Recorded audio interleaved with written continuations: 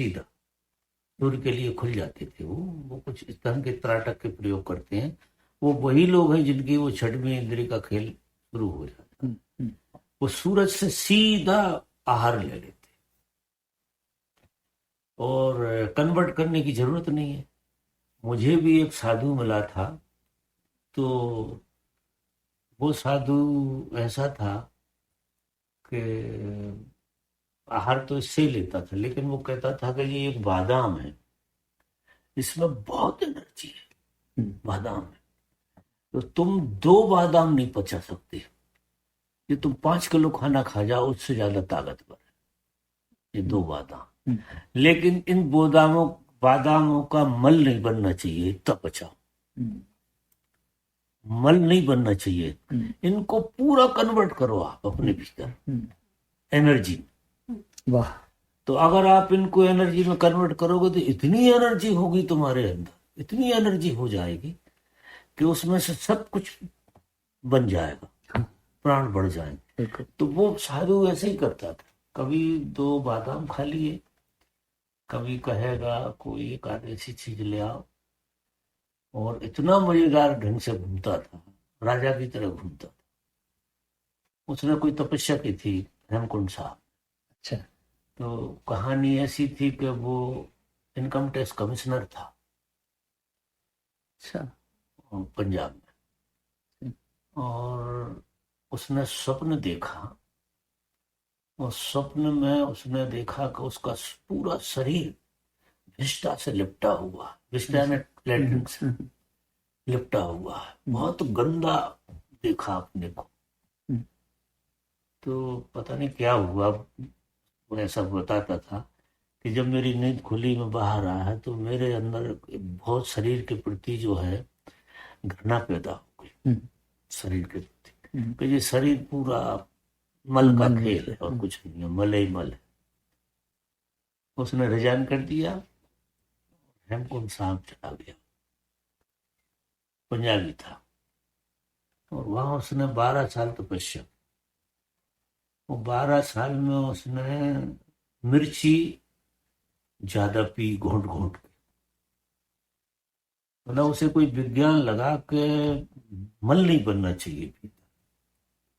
तो कहां से उसको ये कला आई कि उसने 12 साल मिर्ची पी, मिर्ची घोटे और मिर्ची पिए पूरी। तो मिर्ची की कोई तासीर ऐसी होगी कि वो आपकी जठराग्नि को मजबूत करती है, बहुत मजबूत करती है मिर्ची। अच्छा। जठराग्नि उसकी इतनी मजबूत हो गई, इतनी आग हो गई उसके अंदर कि वो बादाम को डाले तो उस आग में स्वाहा हो जाए, और वो कहे कि वो ऐसे कि वो धुआं निकल गया, ऐसा कहे। वाह। और सारी एनर्जी को पचा गया। वो विद्या तो हमें नहीं दे गया, हम बहुत चाहते थे, और मेरी थोड़ी इच्छा थी कि ये भोजन से छूट जाए, इससे अच्छी तो कोई बात नहीं। वाह। तो वो आदमी सीधा सन एनर्जी का प्रयोग करता था, और इसके माध्यम से भी वो सन एनर्जी को ही पचाता था। और ये तो साइंस भी जानती है कि सन एनर्जी ही भोजन। अगर सूर्य नहीं है तो यहाँ प्राण जो है वो खत्म हो जाएगा, बचेगा नहीं। सूर्य का खेल है पूरा का। अब सूर्य कहाँ से चल रहा है, तो वो चीज कहाँ से चल रही है, तो जाके वो परमात्मा नहीं होता। ऐसा खेल होता है। सूर्य के बारे में भी ऐसा कहते हैं, जो भरोसेमंद चीज नहीं। सूर्य में जलता क्या, पता नहीं। मतलब इतने दिनों से जो रोशनी दे रहा, और जलने के लिए विपरीत चीज चाहिए। तो ऐसा कहते हैं, अब विज्ञान में हो या ना हो, लेकिन ऐसा कहते हैं जानने वाले लोग कि सूर्य अपनी गर्म में बहुत ठंडा, उसके गर्म में ठंडा। अरे वाह। और वो ठंडक जल रही है। अच्छा। उसकी, क्योंकि इस जगत में कोई भी चीज बिना विरोध के नहीं हो सकती, अस्तित्व में रह ही नहीं सकती। कोई एक चीज दिखाई दे रही है तो उसकी जस्ट अपोजिट चीज है कोई, उस चीज के प्रभाव से ये चीज प्रभाव, ऐसा खेल है। तो सूर्य गर्म में ठंडा है, और वो ठंडक जल जल के प्रकाश बन रहा हो, इतनी ऊष्मा बन रही हो, सूर्य के करीब जाते ही जल जाए आदमी। अब इस पे भरोसे नहीं आएगा कि सूर्य के घर में ठंडक होगी। बाबा ये अभी मतलब पिछले साल ये ना जो साइंस ने यही डिस्कवरी करी है, साइंटिस्ट ने। साइंस ने बोला? हाँ जी, साइंस ने बोला, तभी मैं सुन के मैंने सच में? सच में बोला, मैंने पढ़ा कि उन्होंने हाइपोथेसिस दिया, कैलकुलेशंस कर दी कि सूरज एक्चुअली गर्म में ठंडा है। ठंडा? अच्छा, हाँ वाह। तो ऐसा है विज्ञान उसका। तो बिना विपरीत के तो कोई चीज होगी नहीं, तो वो जस्ता तो है कि ऐसा है, ठंडा है सूर्य के उसमें। और जो ठंडी चीज होगी वो भी गर्म होगी, कहीं ऊपर का हिस्सा उसको ठंडा हो गया, अंदर का हिस्सा गर्म हो गया। ऐसे तो जितनी चीज आप देख रहे हो, ये सारी चीजें हम जो विज्ञान देखते हैं वो बिल्कुल अलग।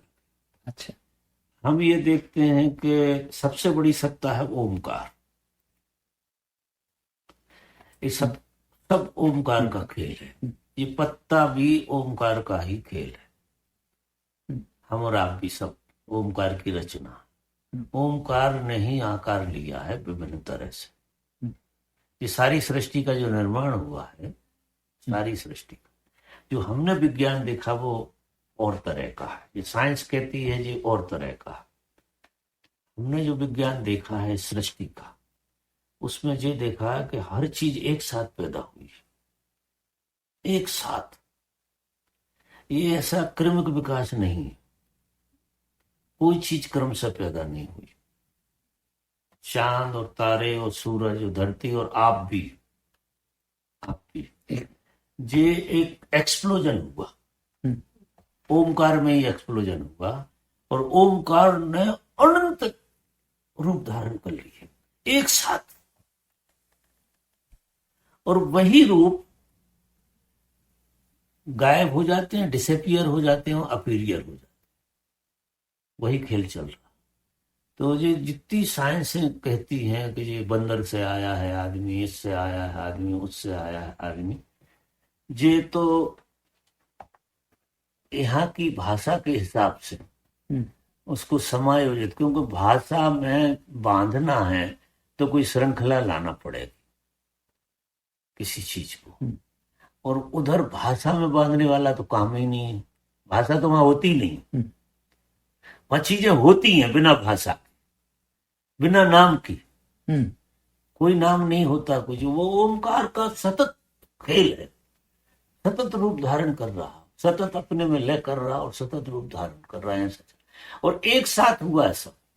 तो मैं ये कहता हूं, बहुत बार कहता हूं कि आपके पिताजी और आप भी एक साथ पैदा होते हैं और जाएंगे भी एक साथ। कृष्ण और आप भी एक साथ पैदा हुए, राम और आप भी। क्योंकि ये इतना ही है कि जैसे अमेरिका भी उस समय थी और इंडिया भी उस समय थी। अमेरिका का 300-400 साल पहले बोध आया, हम अमेरिका तक पहुंचे, हमारी समझ यहां तक पहुंची। और ये तो इन इंद्रियों का खेल है। जो आपकी और इंद्रियां हैं उनमें अगर जाओगे तो कोई चीज छुपी नहीं है।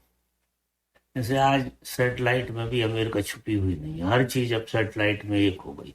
वो सैटेलाइट बहुत ही जबरदस्त है जी। जो सैटेलाइट आपके भीतर पड़ी है वो ऐसी है कि ऐसी ऐसी चीजें हैं जो एक साथ हुई हैं, सब एक साथ। और वहां तक इंसान को पहुंचने में अभी लाखों साल लग जाए। लाखों साल के डेवलपमेंट के बाद भी, जैसे कितने सालों के डेवलपमेंट के बाद अमेरिका पकड़ में आया, उदाहरण के लिए कह रहा हूं। तो लाखों साल की आगे की योजना में पकड़ में आएगा कि ये ऐसा है, देखने में आएगा। वो किसी साधु को एक झटके में समझ में आता। वाह, आप आश्चर्य करेंगे। वो पूरा विज्ञान एक साथ खुलता, एक साथ हर। क्योंकि परमात्मा ऐसी घटना है ही नहीं। वो तो एक ओम बहुश्याम हो गया पूरा। दूसरे उदाहरण से हमेशा कहें कि आप सपना देखते हैं, सपने में कुछ क्रम से तो नहीं होता। सपने में आप भी पैदा हो जाते हो और आपके पिताजी भी दिखते हैं और आपके बेटे भी दिख जाते हैं सपने में। अब वहां ऐसी कोई श्रृंखला तो है नहीं है सही बात। कि पहले पिताजी हैं कि पहले ये है कि एक साथ ही दिखता है सब कुछ। सब कुछ। आप कुंवारे भी दिख जाओ और शादीशुदा भी दिख जाओ खेल सपने में। तो सपने की माया ही ऐसी होती है। तो सपने में किसी तरह से भेद नहीं कर सकते और वो एक साथ पैदा होता, सपना क्रम से पैदा नहीं होता, एक साथ खुल जाता है सब कुछ। इसलिए तो 1 मिनट में आप इतनी लंबी चीज देख कर लौटे आते हैं। 1 मिनट होता है, अगर उसको किताब में लिखना चाहो तो भी बहुत टाइम लग जाए, लेकिन वो एक झटके में देख लिया आपने, बिल्कुल बिजली जैसी कौन गई और आप झटका खा के नीचे आ गए। ये तो उदाहरण के लिए कह रहा हूं। तो वो सारा खेल जो अस्तित्व का है, परमात्मा के लिए क्या असंभव है। उसने भाव किया, उसके अंदर कुछ होने का ख्याल आ गया और वो हो गया, ऐसा हो गया पूरा। जैसे ही ख्याल आया वैसे ही हो गया, कुछ रहा ही नहीं। अभी भी जो बहुत अपनी इंद्रियों पर प्रयोग करते हैं लोग, वो जो कह देते हैं वो हो जाता।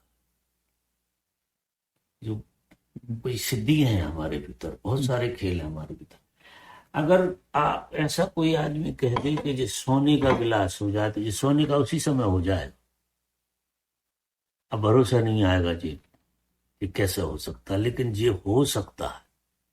आश्चर्य करें कि वो कह दे कि ये चीज ऐसी हो जाए, क्योंकि ये जो वाणी है ये सारा खेल इसी का, वाणी का खेल है सारा। वाणी अशुद्ध हो गई तो बहुत सारी प्रयोगशालाओं में से चीजें गुजर रही। पहले तो वाणी में जो चीज आई, साधु लोग जो है, अब वो चमत्कार जैसा लगता है कि भोजन तो भोजन रखा है, अब वो कहाँ से आ गया। आज भी कुछ लोग हैं ऐसे जो ऐसा प्रयोग करके बता सकते हैं कि भोजन आ जाएगा, भोजन तो भोजन खड़ा हो जाए। इससे अंधविश्वास ज्यादा पैदा होता है, वो अलग बात है। लेकिन ऐसा भी नहीं है कि कोई ऐसी चीज है नहीं, ऐसी चीजें है जरूर। तो मेरा कहने का मतलब ये है कि वाणी में जागृति आ जाए, तो वाणी में जागृति आ जाए तो अभी क्या होता है कि वैसे तो आप जो भी बोलेंगे, जो भी आपकी वाणी है वो वहीं से चल रहा है जी। परमात्मा को ख्याल आया, एक वाणी उतरी उसके अंदर कि मैं ये हो जाऊं, और वो हो गया। अभी वही अंश आप में काम कर रहा है। आप जो भी सोचते हैं, जो भी विचारते हैं, जो भी करते हैं, जो भी बोलते हैं, वो किसी तल पर जाकर पूरा होने वाला। वाह। सिर्फ समय का भेद है। चाहे आपका 10 जन्म लग जाए उसमें, या 10 साल लग जाए, लेकिन वही होगा जो आपने बोला। आपके अंदर से भी बोल तो परमात्मा ही रहा है, लेकिन उसमें समय की मर्यादा में बंधे हैं अपन लोग, तो लंबा होता है। इसलिए आशीर्वाद किसी को देना है या कुछ करना है या गाली देना है या कुछ भी करना है, बहुत संभाल के जीने की जरूरत है कि जो आप कहोगे वो पूरा होने वाला। वो आज नहीं होगा, देर लगेगी। और जब मनुष्य में अभी ऐसा हो रहा है तो वहां तो जो कहा होगा वो वहां समय का भेद नहीं था, यहाँ समय का भेद हो गया। फर्क ज्यादा नहीं हुआ, समय का बहुत भेद हो गया। साधु समय के बाहर जीता है तो उसका कहना तुरंत फल जाता है। साधु को संसारी समय में बहुत ज्यादा जीता है तो उसका कहना देर से फलता है। लेकिन ऐसा नहीं है कि फलता नहीं, क्योंकि तुम्हारे अंदर कुछ भी घट रहा है, उधर से ही रहा, वो तो मान्यता है तुम्हारी, तो उसी खेल में सरा, वो बढ़ता चला जाता, ऐसा खेल। इसलिए वाणी को बहुत संभालना पड़ता है, ऐसे अनर्गल बात ना निकले, नहीं वो पूरी होकर मानेगी जो निकल गई। अब इस पर भी किसी को भरोसा नहीं आएगा, लेकिन सत्य यही है कि हम जो हो रहे हैं, जो हमने भावना की है, वही हो रहा है। जो आगे भावना होगी आप वही होते चले जाओ। बाबा विचार का भी ऐसे ही असर विचार होता का है। बिल्कुल। तो बाबा इसीलिए मेडिटेशन में माइंडलेसनेस लाते हाँ हैं कि थॉटलेसनेस आ जाए, बिल्कुल, ताकि क्योंकि विचार तो आपको फंसाते ही जाएगा, आपको आप हम्म, बनते ही चले जाएंगे। क्योंकि जो जो भावनाएं आप करोगे जन्म लोगे वो पूरी होंगी। इसलिए पूरा जोर है चॉइसलेसनेस पे, कि आप जिंदगी को वहां ले आओ। अगर ये डिस्कनेक्ट हो जाए, अभी अभी डिस्कनेक्ट हो जाए कि अब कोई चाहे नहीं, तो आप दूसरे आदमी हो गए, बिल्कुल दूसरे आदमी हो जाए। लेकिन हम चाहे के पीछे चाहे के पीछे चाहे लगी रहती, और वो चाहे पूरी हुए बगैर मानेगी नहीं, टाइम कितना ही लग जाए। इसलिए चाय वाली बात सबसे ज्यादा सताने वाली बात है, ऐसे समझ। नहीं वो ऐसा नहीं है, मेरे अंदर कोई भाव आया अमेरिका आने का, अमेरिका आना हो, भाव पूरा होता है, क्योंकि भाव वहां से आ रहा है। वाणी आ रही है, वो उधर से आ रही है जी। वाणी ही पैदा हुई है सबसे पहले। परमात्मा अस्तित्व में वाणी के रूप में उतरा, मंत्रों में। परमात्मा ने मंत्र में जन्म लिया, इसलिए मंत्र की बड़ी महिमा थी। और मंत्र के ध्वनि के प्रभाव से ये सब प्रकट हो गया, पूरा का पूरा खेल हो। तो आदमी लौट के जाएगा, आखिरी में मंत्र पे पहुंचेगा। पहले मंत्र पे पहुंचेगा और मंत्र के बाद फिर वो अगली छलांग लग जाए। मंत्र का इसलिए बहुत बड़ा मूल्य था, देखो सब खेल वाणी का ही था। पहले कोई साधन नहीं थे, कुछ भी नहीं था, और दुनिया चलती थी। वो तो कई बार दुनिया बहुत बड़ी उसमें चली गई है, सभ्यता में वो डाउन चली गई, सभ्यता में गई वो डाउन चली गई, ऐसा होता रहता। लेकिन सबसे पहले अब महाभारत में देखो क्या था, सब शब्द का खेल था, मंत्र का खेल था। और उनने बाण दिया और मंत्र पढ़ा, तो वो बाण जो है, जिस ढंग से मंत्र की ध्वनि दी गई उसे, उसी ध्वनि का आकार ले लिया उसने, और वो जाकर सीधा जहाँ फोकस मारना था वहां मार दिया। वहां तो कोई दूसरी चीज थी ही नहीं, हथियार भी नहीं होते थे। वो मंत्र पढ़ा और हथियार आ गया, मंत्र पढ़ा और हथियार पैदा हो गया। और वो हथियार को मंत्र के द्वारा जहां भी भेजा गया चला जाता। अब वो चीज साइंस ने पकड़ी, साइंस ने चीजें दूसरे तरह से पकड़ी है कि ऊर्जा संग्रहित कैसे होती है जी। तो ऊर्जा को संग्रहित करने का बम बन गया, तो एक संग्रहित कर दिया उन्होंने, और उससे फिर विस्फोट किया।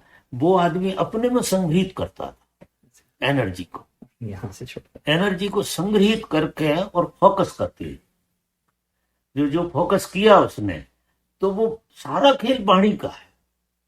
वाणी सघन होकर रूप धारण करती। अभी आप हवाई जहाज देख रहे हैं, अब ये हवाई जहाज पहले विचार में आया है।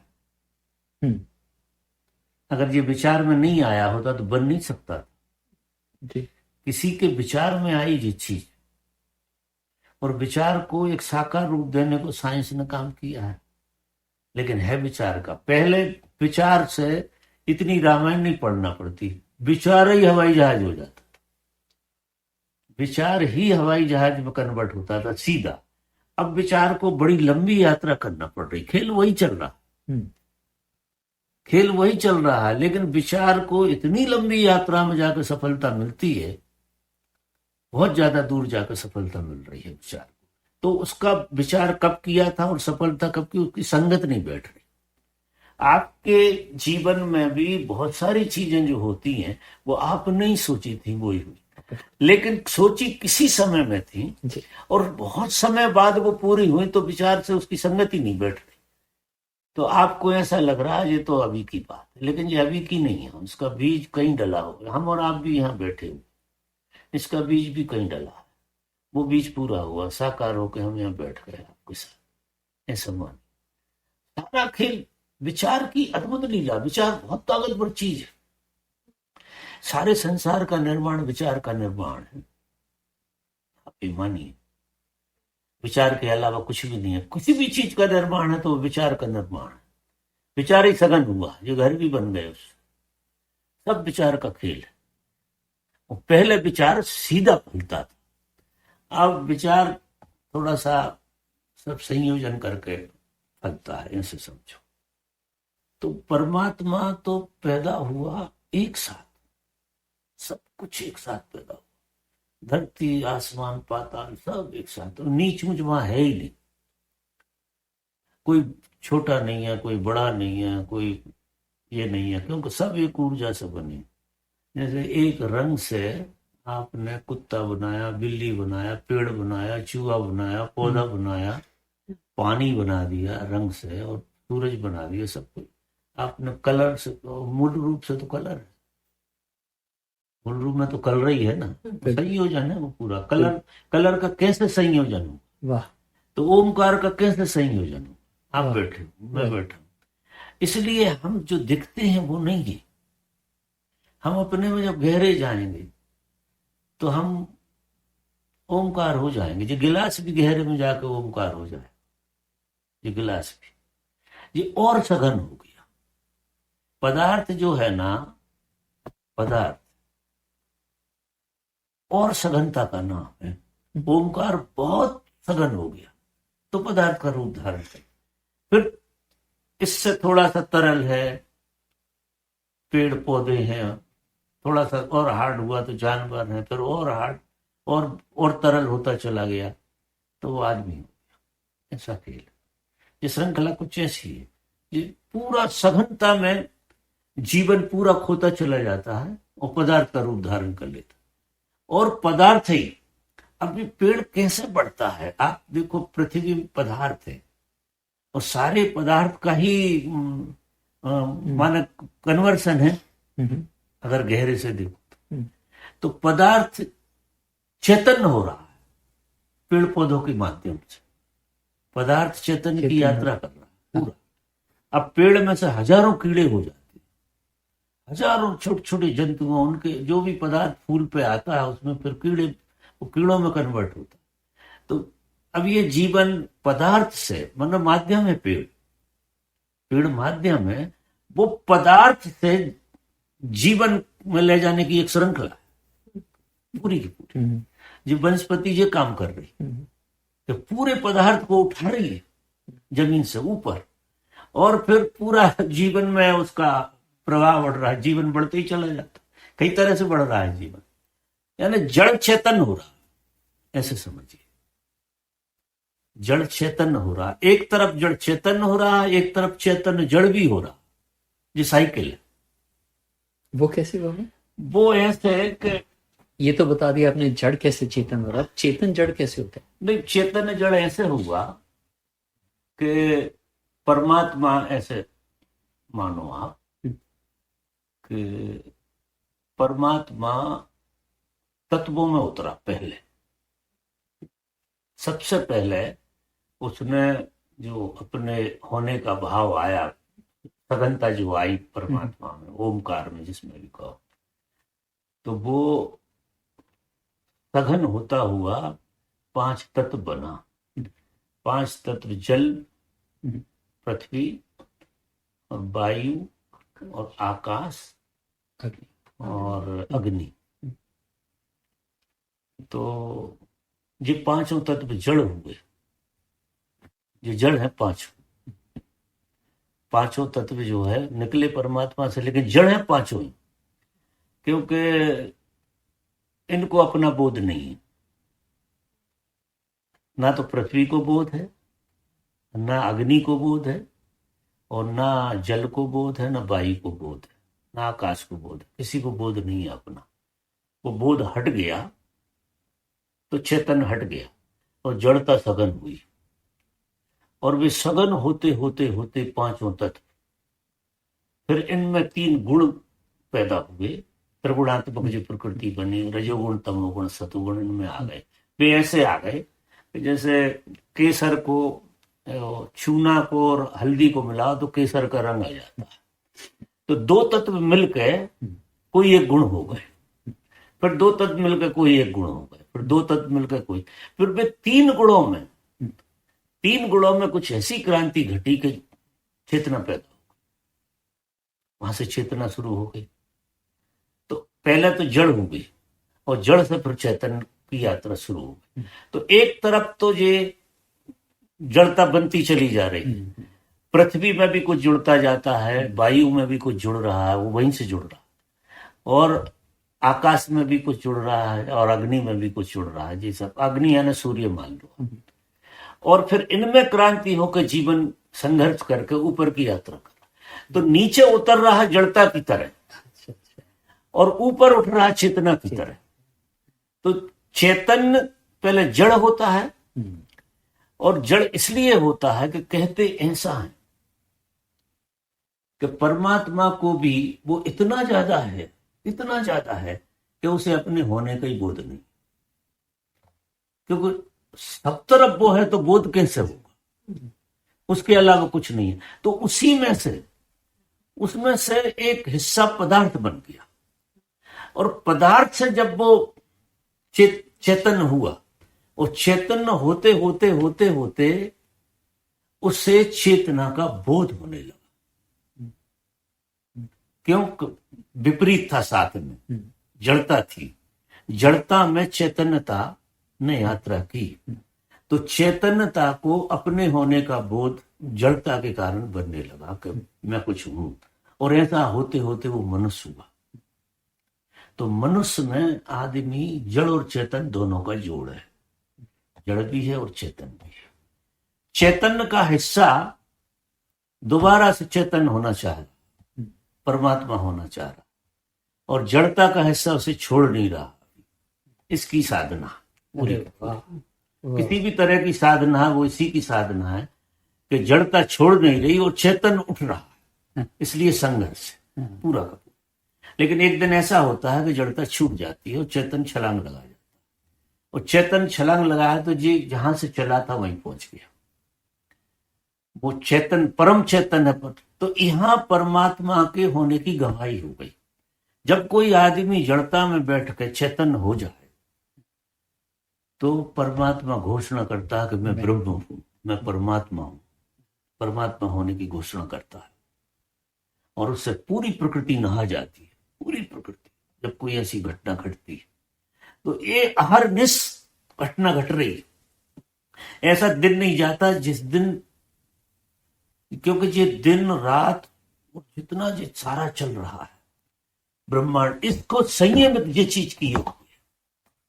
परमात्मा तो व्यापक है, लेकिन जब कोई एक आदमी घोषणा करता है कि वो परमात्मा है, तो जड़ और चेतन के भीतर गजब का संयम पैदा हो जाता है, और पूरे सिस्टम में पूरा सिस्टम जिंदा हो जाता है। जो चल रहा है पूरा का पूरा एक आदमी के जागने से ऐसा होता है। फिर ये रोज ही घटती है घटना, ऐसा दिन नहीं जाता जिस दिन कोई आदमी बुद्ध नहीं होता, किसी माध्यम से परमात्मा प्रकट ना होता। ये सवेरा ऐसे नहीं होता, ये कोई व्यक्ति के प्रकाश से प्रकाशित होता, सब चैतन्य के प्रकाश से। उसे पहली बार लगता है जब कोई चैतन्य होता है कि सब प्रकाशित हो गया, सब में जीवन आ गया, सब कुछ अलग हो गए। वो इतनी बड़ी घटना होती है। और फिर वो मुक्त हो गया तो दूसरा चल रहा, फिर दूसरा भी, मतलब हर दिन सुबह जो होती है, हर दिन इसमें एक नयापन होता है। चेतना कुछ नया अंकुर डाल जाती है, और वो आह्वान करती है पीछे वालों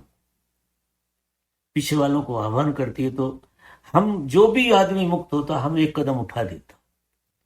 हम ऐसे ही मुक्त नहीं हो रहे, हम पूरी समष्टि मुक्त हो रही।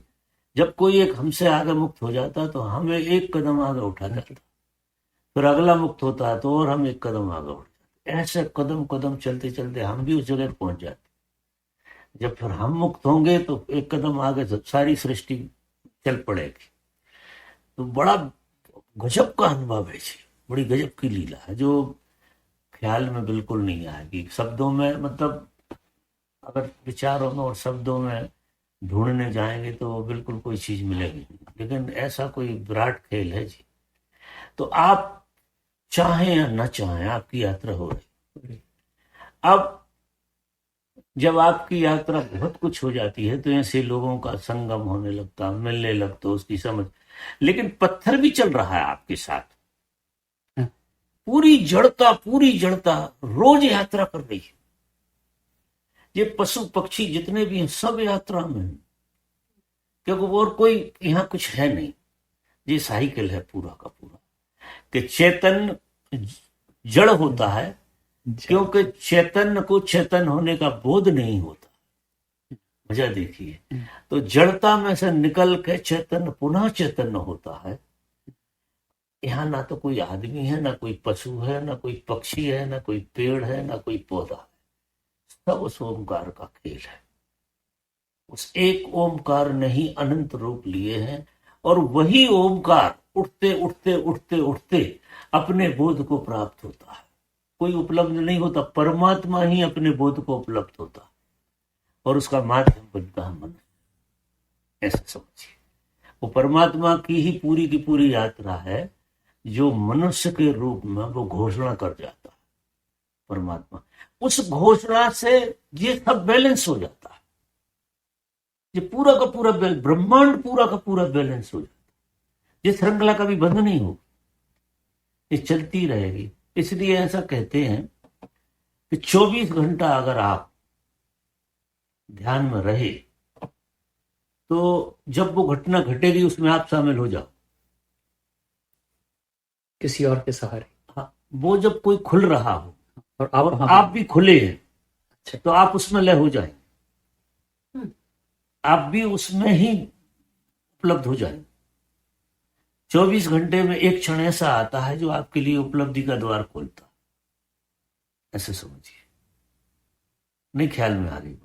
नहीं आ रही होगी। 24 घंटे में कोई व्यक्ति रोज मुक्त होता, रोज। मतलब परमात्मा ऐसा दिन नहीं होता जिस दिन इस सृष्टि पे आंख ना डालता। इस सारी सृष्टि पे आंख डालता है रोज, डेली। जब उसकी आंख खुलती है तो सारी सृष्टि पे ऊर्जा देकर चला जाता, और ये सतत चलता रहता। हम फिर धीरे धीरे एक एक कदम उसी में बढ़ रहे। अब ये आगे का हिस्सा यहाँ बढ़ रहा और पीछे का हिस्सा दूसरे तरह से काम कर रहा, वो सघन होता चला जा। तो ये एक साइकिल, ऐसा एक साइकिल है, और यहाँ कुछ भी नहीं है सिवा परमात्मा। वाह, एक उसी का खेल है, सब कुछ उसका खेल है। अब ये सब फोन बन जाए, चाहे ये बन जाए, चाहे ये बन जाए, कुछ भी बन जाए, लेकिन खेल तो सब उसका। दूसरे अर्थों में मैं कहूँ, ऐसे समझ में आएगा, यहाँ जितनी चीजें रखी हैं ये सब इलेक्ट्रिक गति से फेंक दो आप, तो क्या होगा? इलेक्ट्रिक गति से जे भी इलेक्ट्रिक हो जाएगा, जे भी इलेक्ट्रिक हो जाएगा, जे भी इलेक्ट्रिक हो जाएगा। ये रोड़ा नहीं डाल सकता कि मैं इलेक्ट्रिक नहीं हूँ, जे भी नहीं डाल सकता, चाहे कितना ही कठोर हो, चाहे कितना ही तरल हो। सब इलेक्ट्रिक गति से डाल दो तो ये सबके रूप खत्म हो जाए। सही बात। जब ये सबके रूप खत्म हो सकते हैं तो ये सब रूप पैदा भी हो सकते हैं। ये सारे रूप जो है एक तरफ खत्म हो सकते हैं, तो फिर ये बन भी तो सकते हैं। सारे रूप इसी से बन रहे हैं, सारे रूप इसी, क्योंकि रूप का जो मूल एलिमेंट है वो तो एक ही जी। साइंस इसको वो इलेक्ट्रॉन में ले आई है। साइंस कहती किसी चीज को भी तोड़ो, किसी भी चीज को तोड़ो, चाहे पेड़ को तोड़ो, चाहे पत्थर को तोड़ो, चाहे लोहे को तोड़ो, चाहे सोने को तोड़ो, और चाहे आदमी की मांस मज्जा को तोड़ो, किसी को भी तोड़ लो, इलेक्ट्रॉन निकलेगा। जो मूल तत्व है वो इलेक्ट्रॉन निकलेगा। ये तो साइंस बिल्कुल की बात अपने समझ में आ गई। लेकिन साइंस इसको तोड़ के देखती है और धर्म से जोड़ के देखता है। धर्म ये कहता है कि सब एक साथ है, सबको एक बना के देखता है, क्योंकि सब ओमकार का खेल है, तो ये एक साथ है सब। ऐसा नहीं है हमारी यात्रा सबकी एक साथ हो रही, हम सब एक हैं। ऐसे धर्म जी कहता है कि तुम अलग नहीं हो, पेड़ और तुम अलग नहीं हो। ये अणु को तोड़ता है, तोड़ तोड़ के अलग करता है। और धर्म जी कहता है कि तुम सब एक हो, एक का ही खेल है। एक का खेल ऐसा है जैसे रंग से फोटो बने तो रंग तो एक ही है, फोटो अलग अलग बने तो फोटो बनने से क्या वो एलिमेंट बिगड़ गया क्या?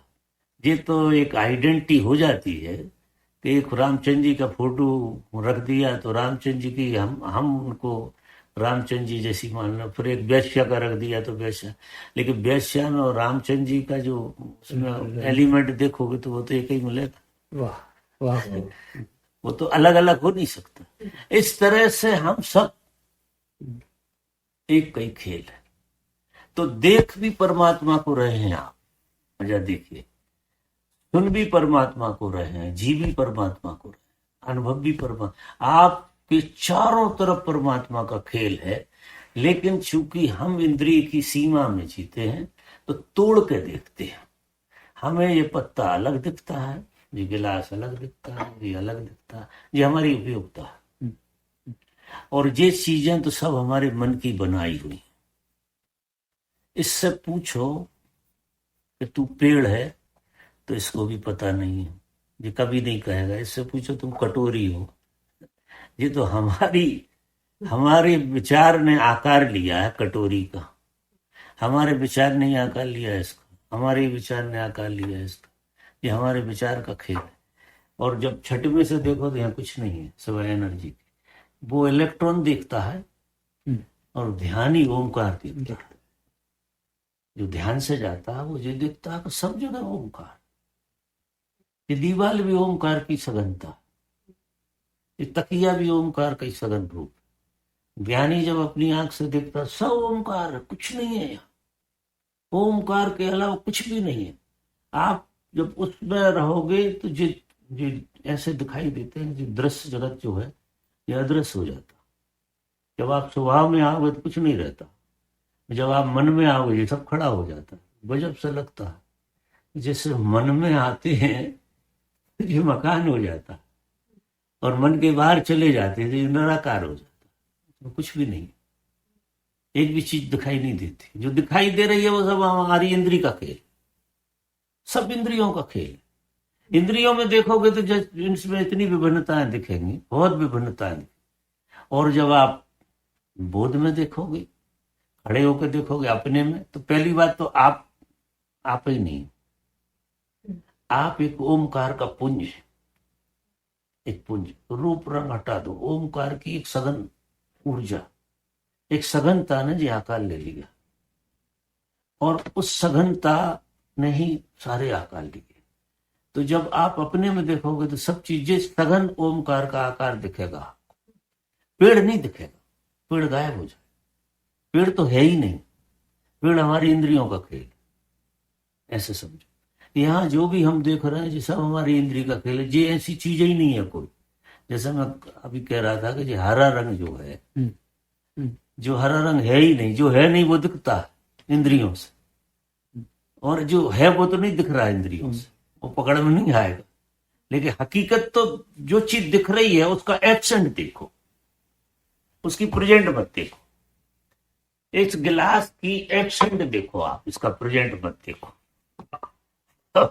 बड़ा गजब का खेल है। तुम आप अपनी पत्नी के साथ बैठे हो, पत्नी की एब्सेंट देखो आप, इसकी प्रेजेंट मत देखो। खुश हो एब्सेंट में ये ऊर्जा है, ये ओमकार का सघन रूप है। एब्सेंट में, प्रेजेंट में पत्नी है।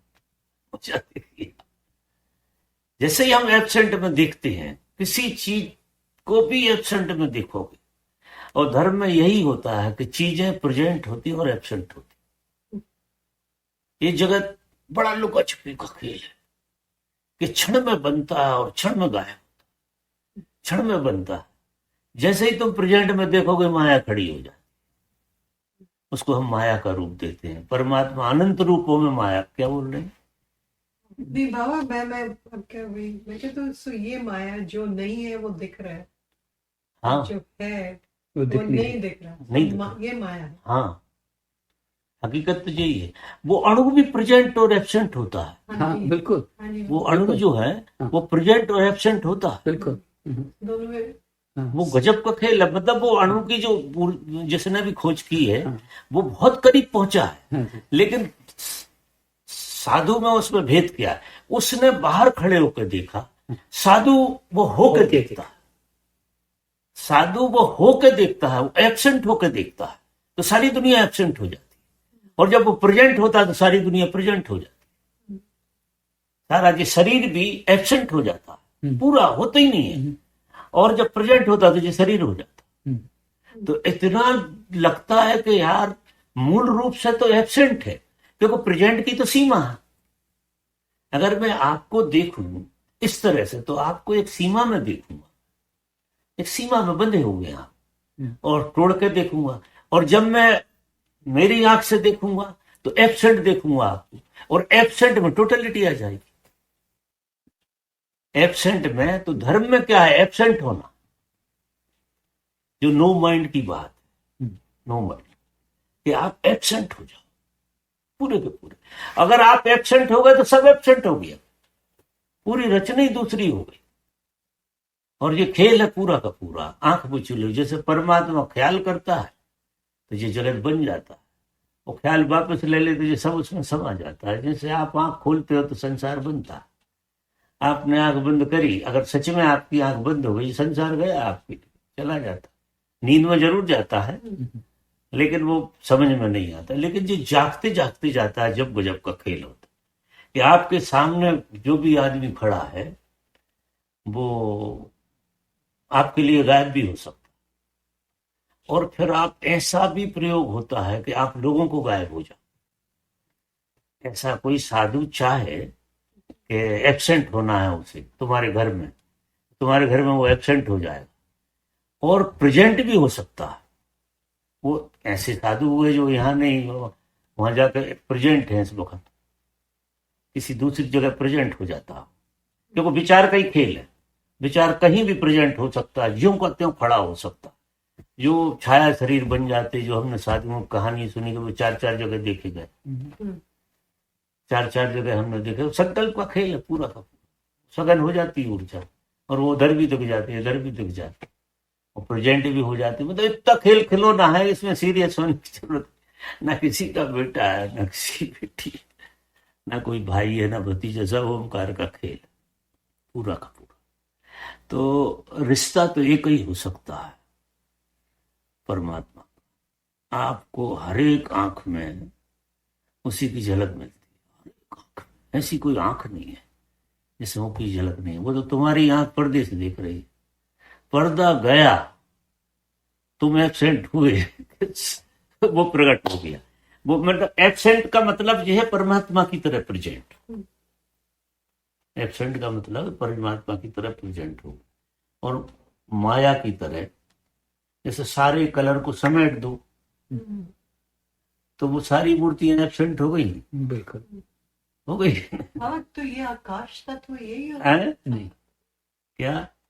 आकाश तत्व, बोलो बोलो, जोर से बोलो। इनका आकाश तत्व यही होता है जो आकाश तत्व की भी सीमा है। परमात्मा जब पहले उतरा इस जगत में, उसने रूप धारण किया, तो पहला रूप उसने जो भाव किया होने का, तो होने में जो उसने रूप धरा वो पहला रूप आकाश का है। पहले वो आकाश की तरह, फिर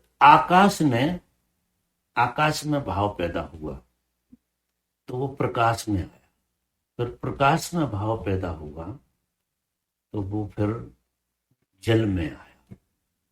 प्रकाश जो है, प्रकाश वायु में आया, और वायु में सघनता आई तो वो जल बना, और जल में सघनता आई तो वो पृथ्वी बन गई। बड़ा सिंपल से नियम से बना है ये सब कुछ।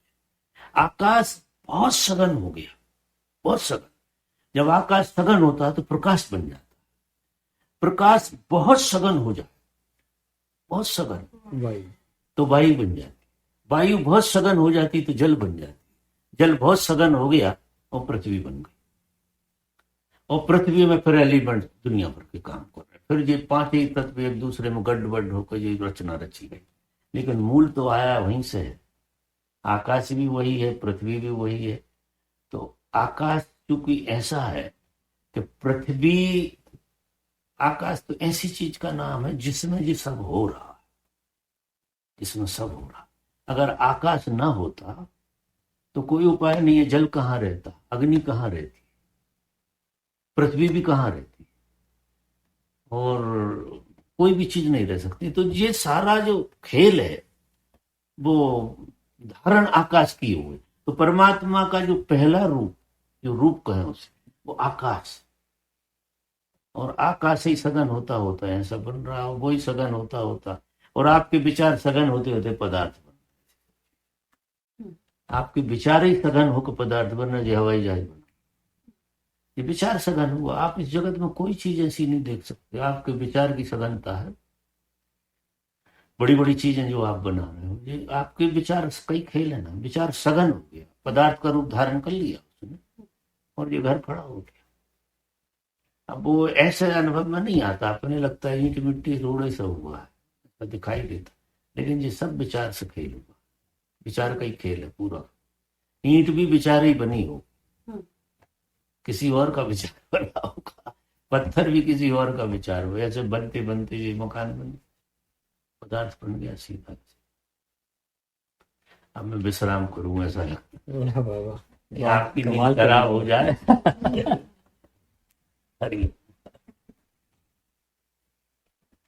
कभी कभार ऐसी चर्चाएं, आखिर ये चर्चाएं बड़ा मुश्किल है समझना, मैं मानता हूं, क्योंकि अपन खड़े हैं असली में क्या है कि ये नहीं छूट सकती इसको, तो सच लेसन चार्ज के मामले में आपको वो भी ठीक नहीं, ज्यादा नहीं बोलेंगे, नहीं बोले वो ठीक नहीं। बाबा मीट के बारे में क्या होता है? मीट अंडा, जो क्या मीट और अंडा वो कैसे नुकसान करता है वो ध्यान में? वो भी प्राण कम करता है? वो अंडा तो फिर भी ठीक है, बस मीट का जो गुण है,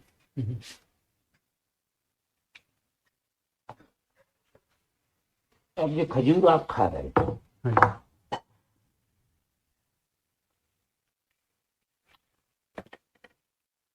हर एक फल की, हर एक बीज की, और हर एक जानवर की मेमोरी होती है उसके अंदर।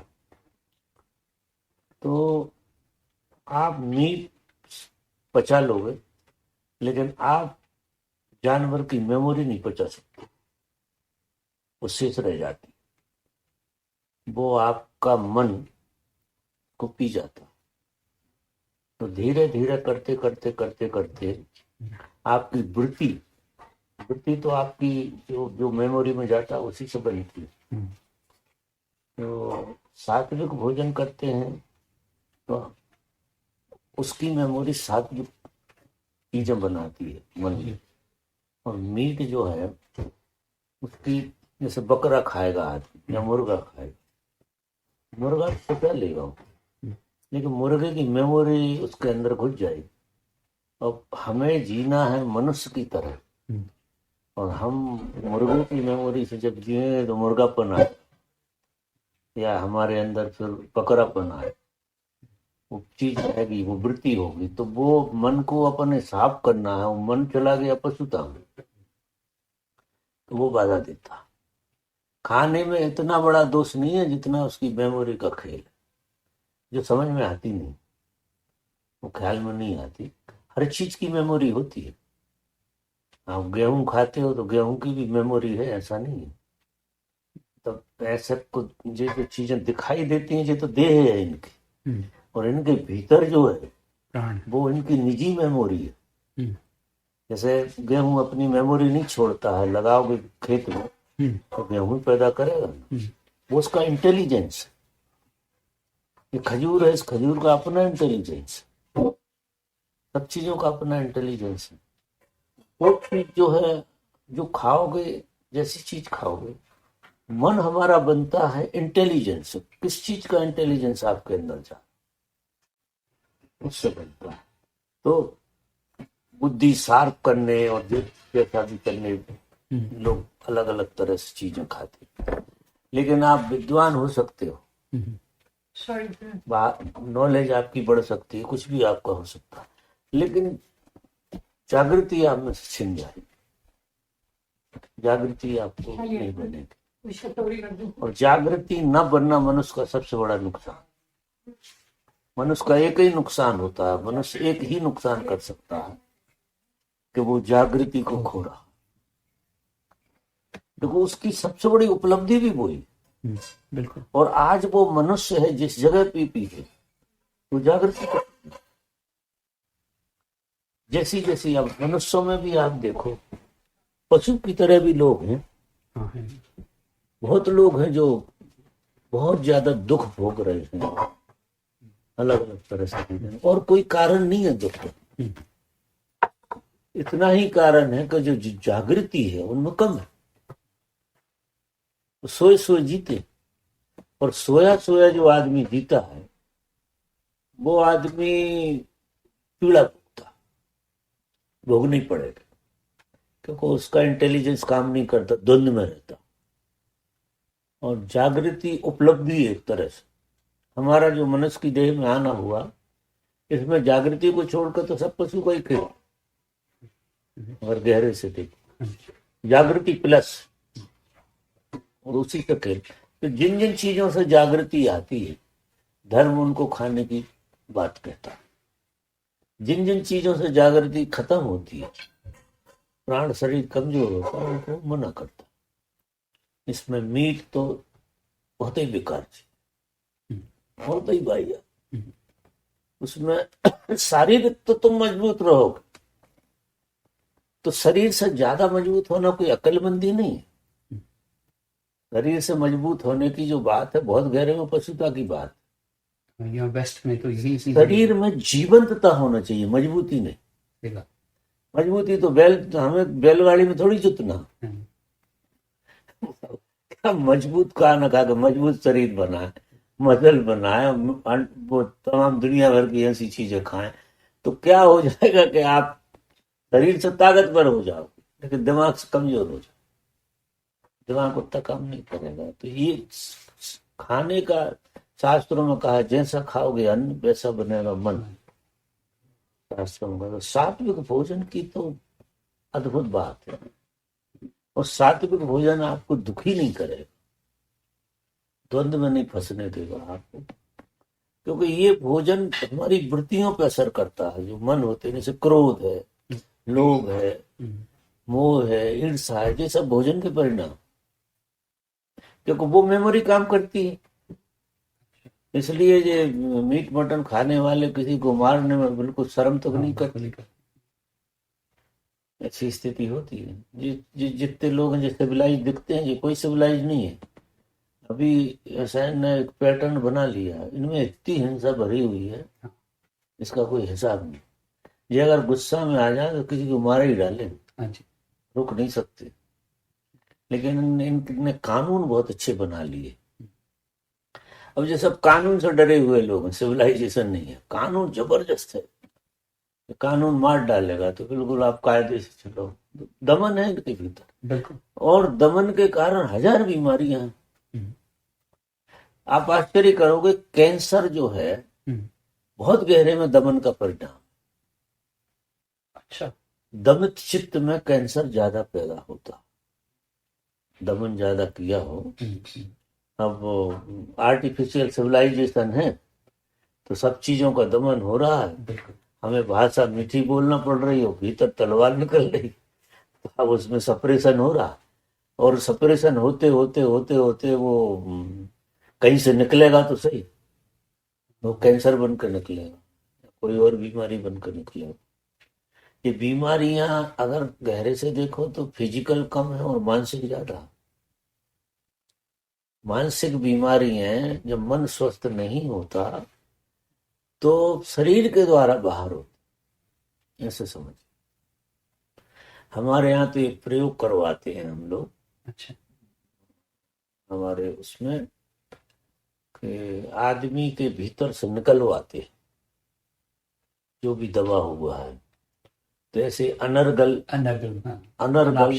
भाषा का उपयोग करवाते हैं, और इतनी छूट दी जाती है कि तुम गद्दा रखो, हिंसा आ रही हो मारो, घूसा मारो, लात मारो, जो भी मारना हो, तुम बिल्कुल पागल हो जाओ, पशु हो जाओ, जानते हुए बिल्कुल पशुता हो, दांत कड़कड़ाओ, मुंह बनाओ, कुलांट खाओ, ये करो। एक प्रयोग कराते हैं, और वो प्रयोग करने के बाद आदमी को इतना रिलैक्स होता है पूछो। बस 7 दिन प्रयोग करा तो आदमी के अंदर से बहुत कुछ निकल जाता। देखो मन तो होता है, हंसने का होता है, तो कई लोग हंसते हैं, कई लोग रोते हैं, कई लोग चिल्लाते हैं, कई लोग मुक्के मारते हैं, कई लोग कुल्हाड़े खाते हैं, कई लोग तड़फड़ाते हैं, हाथ पैर ऐसे सगड़। वो एक प्रयोग है हमारे यहाँ, जिसको हम नो माइंड कहते हैं, जिब्रिश। और भाषा बोलना है जिब्रिश। हाँ हाँ जी हाँ जी। जिब्रिश में आपको जानी हुई भाषा नहीं बोलना, हाँ, आपके भीतर से अनजाना निकलना चाहिए, अनजाना। वाह। मतलब इस तरह से, हाँ, तो ऐसा लगता है कि पागलपन खड़ा हो गया जब हम प्रयोग कराते। अभी कराया था मैंने, अच्छा ये अटलांटा में अच्छा। ये प्रयोग कराया था, नो माइंड का प्रयोग कराते हैं आज। तो सबको अच्छा लगा था, मतलब उस प्रक्रिया से गुजर के बाद हम, हमारा भीतर से कुछ निकल जाता तो हम हल्के बहुत हो जाते।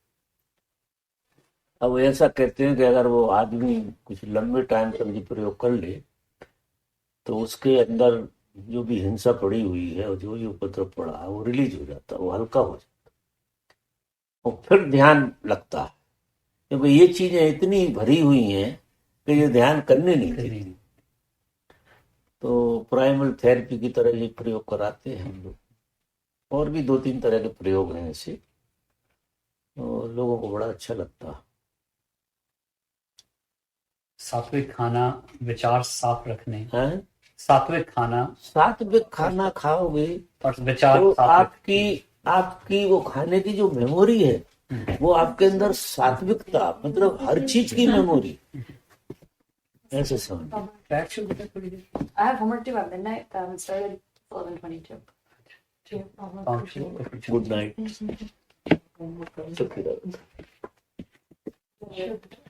इसमें काम कर। शाबाश।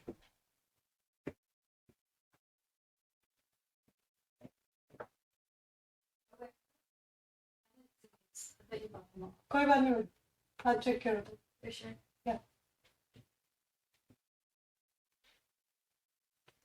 इसलिए ये चीजें असर करती हैं। बादाम खाते हो तो बादाम की अपनी ऊर्जा होती है, अकेले शरीर पर काम करती है चीज, ऐसा नहीं।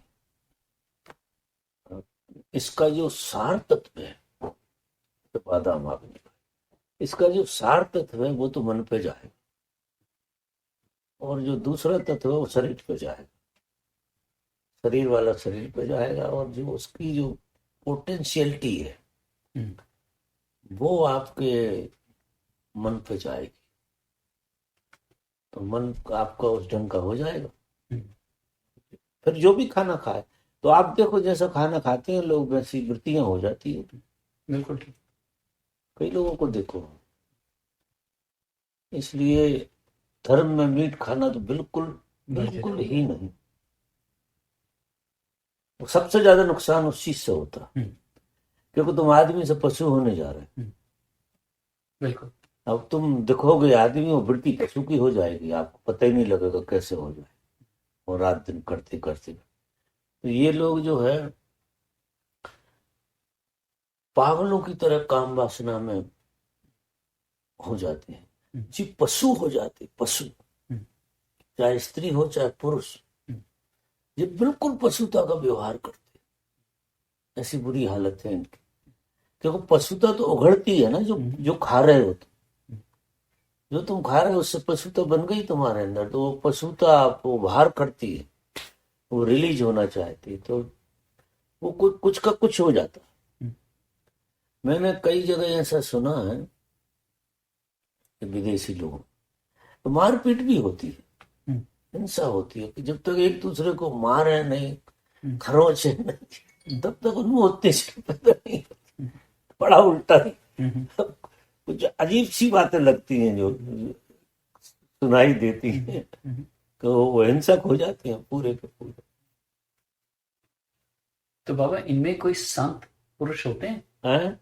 इनकी सभ्यता में कोई संत पुरुष हुए हैं फिर, जो मीट अंडा खा के भी वहां तक पहुंचे हों? ऐसे कोई होंगे उनमें कि होते हैं? संत तो हुए हैं कुछ, जो जैसे जीसस थे। हाँ जी। जीसस ऐसा कहते हैं कि वो खाते होंगे, जीसस। अच्छा। अब वो बाद में छोड़ दिया कि खाया, वो इतिहास का पता नहीं। वैसे अपने यहाँ तो ऐसा मैंने नहीं सुना है। हम्म। कोई भी संत उस अवस्था तक तो नहीं पहुंच सकता। वहां नहीं पहुंच सकते। वो रहेंगे किसी अवस्था तक, फिर आगे जन्म मिलेगा उन्हें तो आगे की यात्रा करेंगे।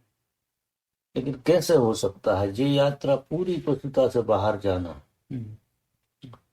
धर्म जो है पशुता पूरी निकल जाए आपके भीतर की, उसका नाम, क्योंकि आप पशु योनि से आ रहे हैं। और उसमें ये अगर पशु का ही आहार करेंगे आप, तो पशुता के आपके बीच में ब्रिज तो बना ही रहेगा, ब्रिज बन जाता है। सात्विक भोजन आता है कंदमूल फल में, जो सबसे ज्यादा सात्विक भोजन है, वो कंदमूल फल है। तो ये चीजें बहुत नैसर्गिक है, और इनकी जो मेमोरी है आपको ऊपर उठाने के लिए, जब जितने महात्मा लोग पहले हुआ करते थे कंदमूल फल खाते, पकाने वकाने का भी कोई चक्कर नहीं था, कंदमूल फल खा लिए। मतलब वो जमीन में मिल जाएगा, पेड़ों पे मिल जाएगा, फल मिल जाएंगे, वो खा के जिंदा रहते। तो खाना भी कच्चा चाहिए, क्या कच्चा खाना चाहिए, बिना पकाए खाना चाहिए। बिना पकाया खाओगे तो उसके गुण तो ज्यादा होंगे, ये तो पक्की बात है। लेकिन अभी हमारे साथ क्या हो गया है कि हमारी मांसपेशियां, जो पेट और स्वाद और सब ऐसा हो गया है कि अब 40 साल हो गए, 20 साल हो गए, तो अब वो तैयार नहीं है कच्चा खाने। कच्चा सबसे पचता नहीं है, क्योंकि पका हुआ खाना तो आधा तो मर जाता है, आधा आधा पचा पचाया होता प्राण नहीं है, रहता उसमें। आधा मर जाता। आधे को आप खाते हैं, आधा पचा लेते हैं। आपको आधे की पचाने की आदत पड़ी, उस पूरा आप पचता नहीं। तो कच्चा खाने में मेहनत करना पड़ेगी थोड़ी सी, तब पचना आएगा, थोड़ा टाइम भी लगेगा। और कच्चा अगर आप सीधा पचाने लगे तो फिर तो आप बहुत ही बड़ी आदमी हो। ये समझ लो कि आप बीमारियों के बाहर ही होगा कि ये नेचर, क्योंकि इसकी मेमोरी काम करे और इसकी मेमोरी कोई और ढंग से काम करती है आपके अंदर। ये तो कच्चा जितना भी है ये जड़ी बूटियां ही है, सही बात। सारी की सारी सब जड़ी बूटी का काम करती है, और वो आपका शोधन कर देती है, सब सब निकाल देती है आपके भीतर का। इवन जित आपके ये जो हरी चीजें हैं, पत्ते हैं, घास, ये हिंसक तो नहीं है, बिल्कुल। कोई भी हिंसक नहीं। अब पालक को हिंसक नहीं है, न मेथी हिंसक, इनमें वनस्पति में हिंसा बिल्कुल नहीं जी। ऐसे समझिए, वनस्पति हिंसा के बिल्कुल बाहर है। और अब तोड़ कर खाते हो आप तो उतना असर नहीं करती। अगर आप सीधा खाते हो तो फिर आपकी वृत्ति बहुत सात्विक हो जाएगी, बहुत बढ़िया होगा। इनमें भय भी नहीं है, हाँ? भय भी नहीं है सर। भय तो पशुता की निशानी, जो सब तंग सब वो तंग तो करती है, सारा भय जो है वहां से चला आ रहा है। पशु से चलता है। वो तो पूरी पद्धति वही की वही चल रही। वो हम आदमी हो गए हैं, लेकिन वो श्रृंखला हमारी वो चली, इसलिए इसका कनेक्शन टूटना चाहिए। और कनेक्शन टूटने के लिए आपको ये स्टॉप करना पड़ेगा, जी। उनका सहयोग लेना बंद। इवन दूध भी नहीं, दूध, घी, दूध, दही सब कायदे से तो ये जी भी सेवन नहीं करना चाहिए। पर घी तो ऐसे मान लो कि वो रिफाइंड बहुत हो जाता है, बहुत ही ज्यादा रिफाइंड हो जाता है, उसके 3-4 तल बदल जाते हैं, उसमें सब निकल जाता है और घी आखिरी में होता है। तो घी को उन्होंने स्वीकार किया। स्वीकार की। क्या हो गया, नींद आ गई? सो जाओ सो जाओ। 11:30 बजे। अब मैं भी आ रहा हूँ, सोता हूँ, बाय बाय करो। तो और कुछ करे ना करे आदमी, लेकिन मीट खाना तो बंद। हाँ नहीं, वो तो बिल्कुल बहुत जरूरी है। बच्चों को कैसे समझाएं? वो तो वृत्ति पशु की बनेगी, वो उसकी मेमोरी काम करती है। जानवर की मेमोरी बहुत फास्ट काम करती है, हम्म। वो पचती थोड़ी।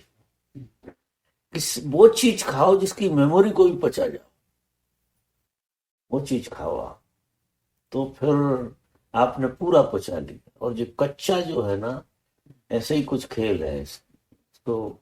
बल्कि ये अपन नट खाते हैं, ये भी अपन से पूरे पचते नहीं। हाँ नहीं बचते, बिल्कुल ठीक है। नट जो है ना, हाँ इतने नहीं पचते हैं कायदे से, हाँ।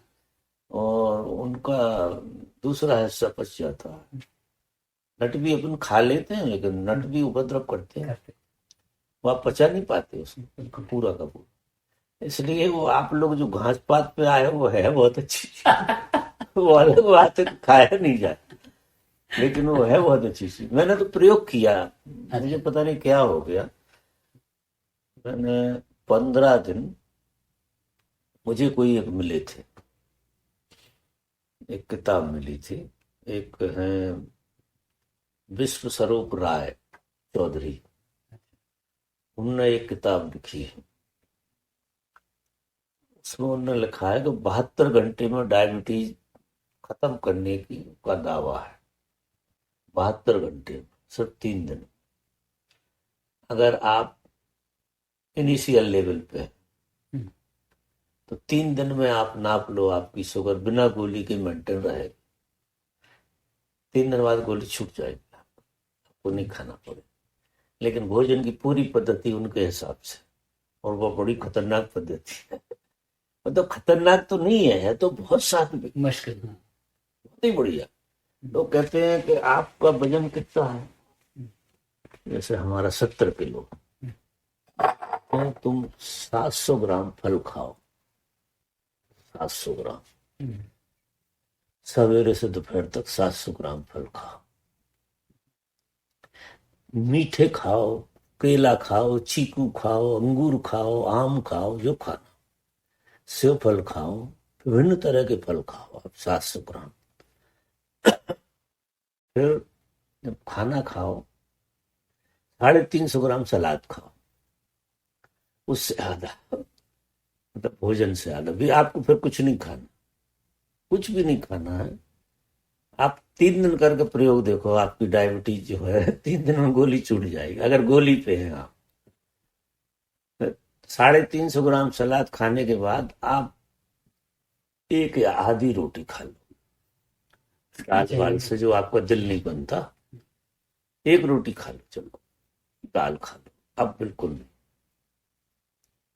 अब फिर आपको कुछ नहीं खाना। फिर 4 बजे वो कहते हैं कि एक आध फल खा लो, एक आध, या नट खाना हो तो नट गला कर रखो, एक मुट्ठी नट गला कर रखो, वो नट खा। और बीच बीच में खाने का रिवाज बिल्कुल बंद। शाम को फिर आप 350 ग्राम फिर खाओ, ये क्या बोलते सलाद शाम को, और फिर खा लो एक रोटी अगर आपको दिल नहीं मान रहा। 350 ग्राम सलाद खाने के बाद आधी रोटी खाओ, और नाप के खाओ उनका चिकन। तो वो कहते हैं कि इंसुलिन वाला, जैसे तुम्हारी 10 साल से शुगर है, तो तुम्हें कम से कम 1 साल लगेगा। 1 साल इस पद्धति को जियोगे, इंसुलिन से बाहर हो जाओगे बिल्कुल। असर तो दूसरे ही दिन से पड़ने वाला। और मैंने कहा मेरी 30 साल से है, तो भाई 3 साल लगे, 3 साल, क्योंकि वो सिस्टम बदलेगा पूरा, आपका पूरा सिस्टम बदलेगा। मैंने कहा यार पेनक्रिया ही काम नहीं करती तो ये कैसे होगा काम? तो उनका कहना है कि जी पेनक्रिया इसलिए काम नहीं करती कि सब अननेचुरल हो गया, अकेली पेनक्रिया से खेल नहीं होता। इंसुलिन बहुत जगह से सपोर्ट करता है, उनका ऐसा कहना। लीवर भी करता है, ये भी करता है, उनकी अपनी पद्धति। आप तो इस पद्धति से चलो। मैं 15 दिन चला भी, और 15 दिन में मेरा 20 यूनिट कम हो गया इंसुलिन। वाह। लेकिन पता नहीं क्या हुआ कि मेरे शरीर में मुझे ऐसा लगा कि पानी पानी हो गया, पानी भर गया हो जैसे मेरे शरीर। मैं हिलूं भी तो पानी की आवाज आए, ऐसा हो गया, सब पानी पानी। और कुछ गड़बड़ हो गई, कहीं भूल हो गई, जो भी हुआ हो, यूरिन बंद हो गई और पानी भरा है, समझ में नहीं, पेट फूल गया।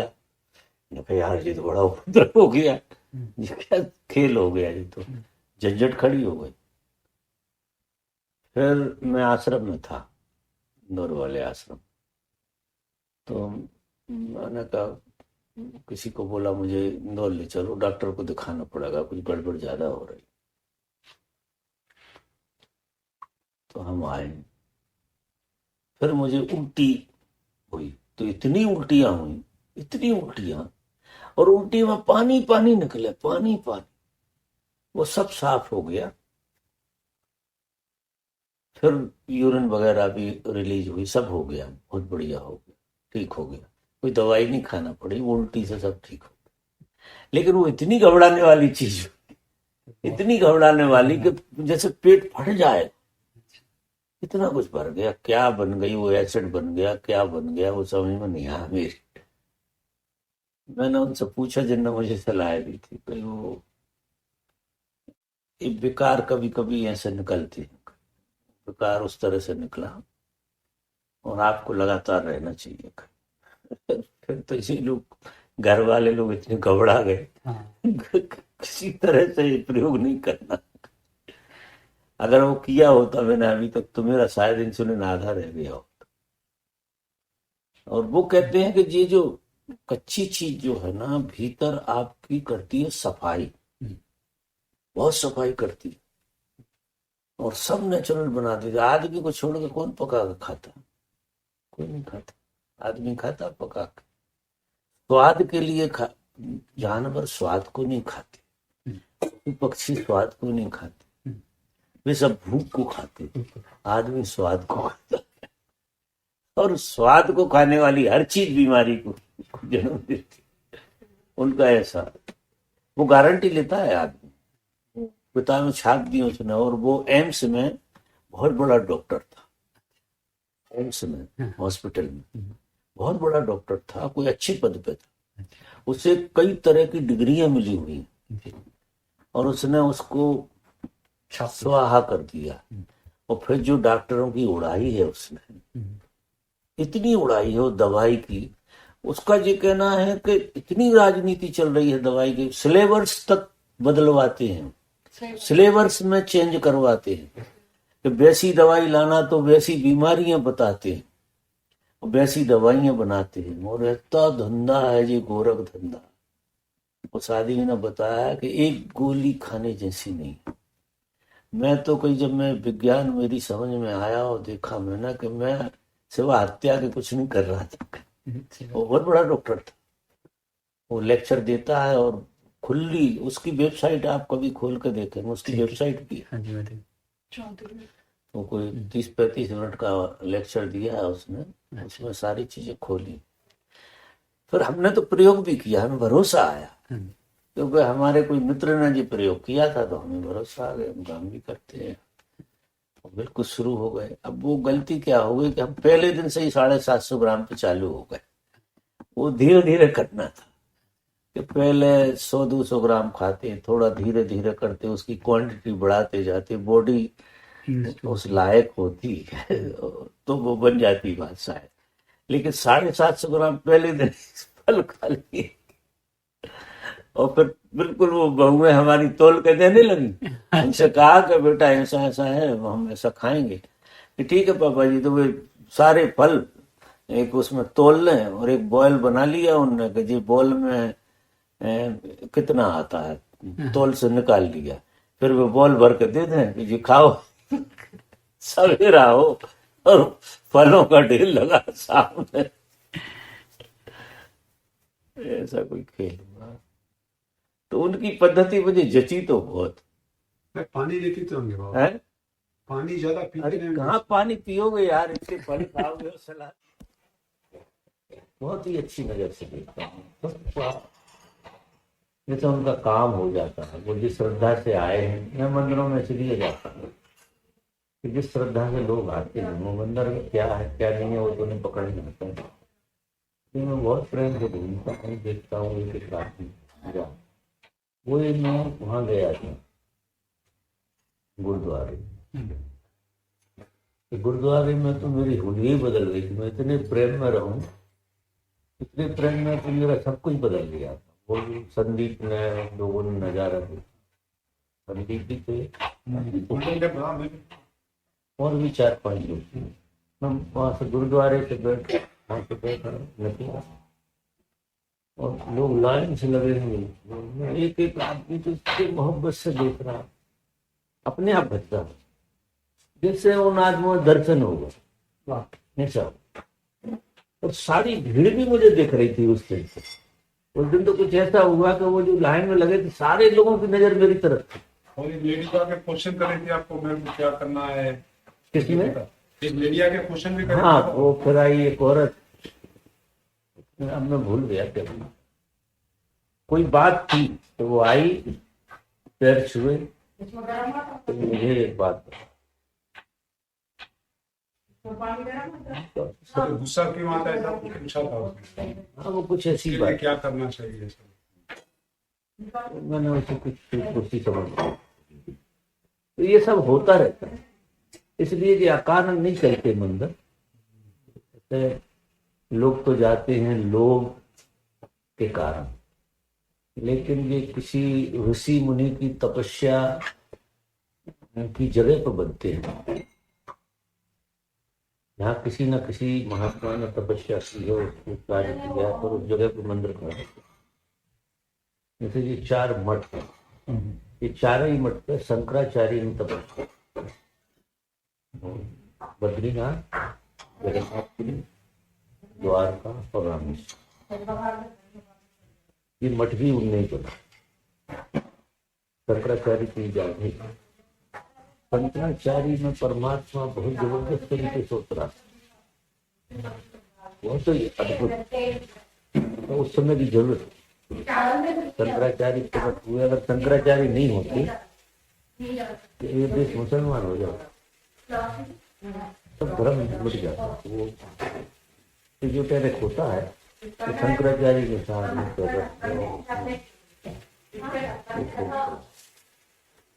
फिर थोड़ी सी मुसलमानों से बच के निकले तो बुद्ध धर्म का बहुत प्रभाव उस समय शंकराचार्य इस काल में पैदा हुए। बुद्ध धर्म का इतना चल रहा था और बुद्ध धर्म हिंदू संस्कृति को तोड़ रहा है,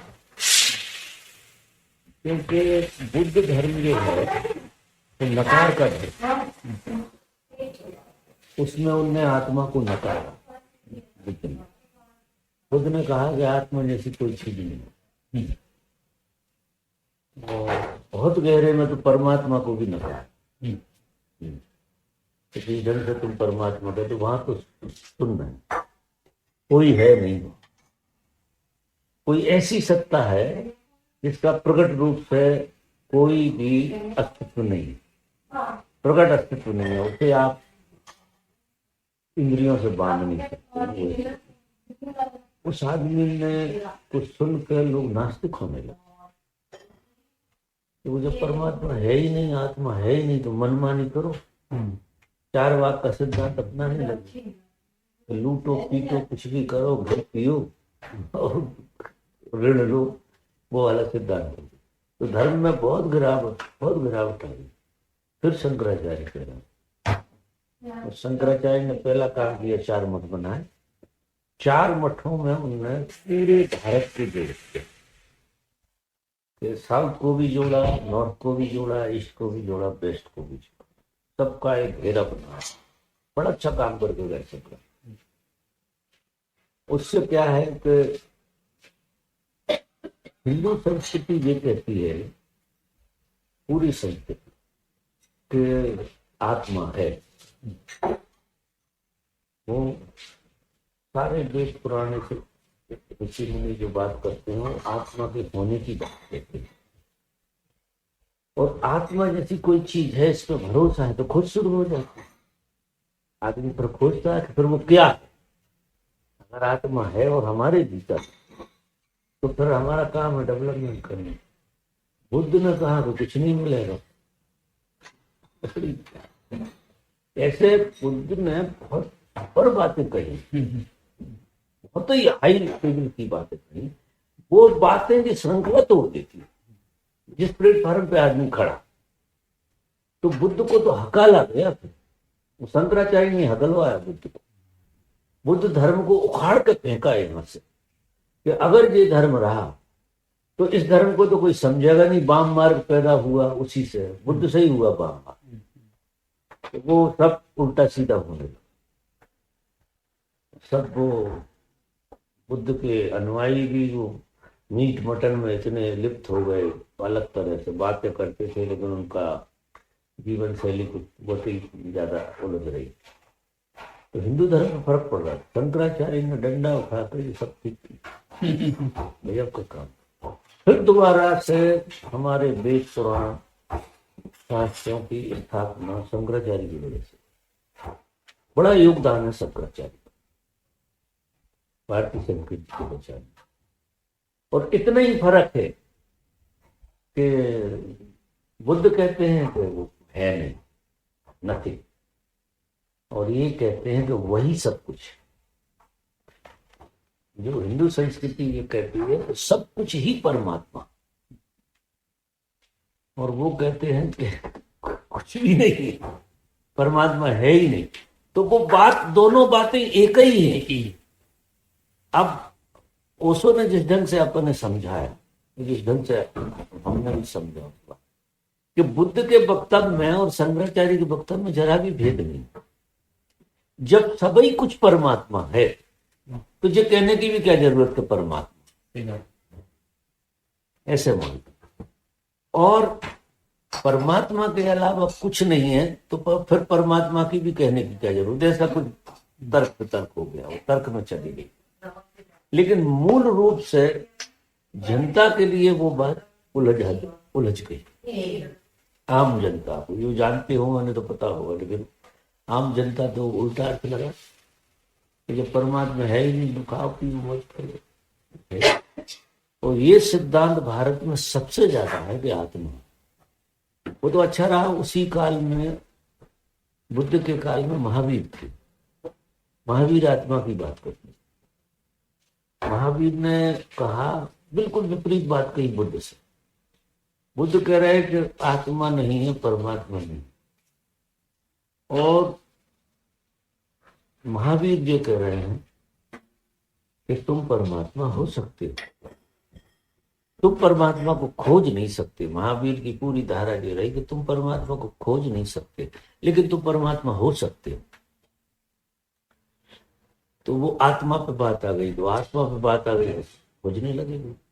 और अपनी हिंदू संस्कृति भी वही कहती, अहम ब्रह्मास्मि, कि तुम वही, तुम अलग नहीं। इससे आदमी खोजने लगा, खोज शुरू कर।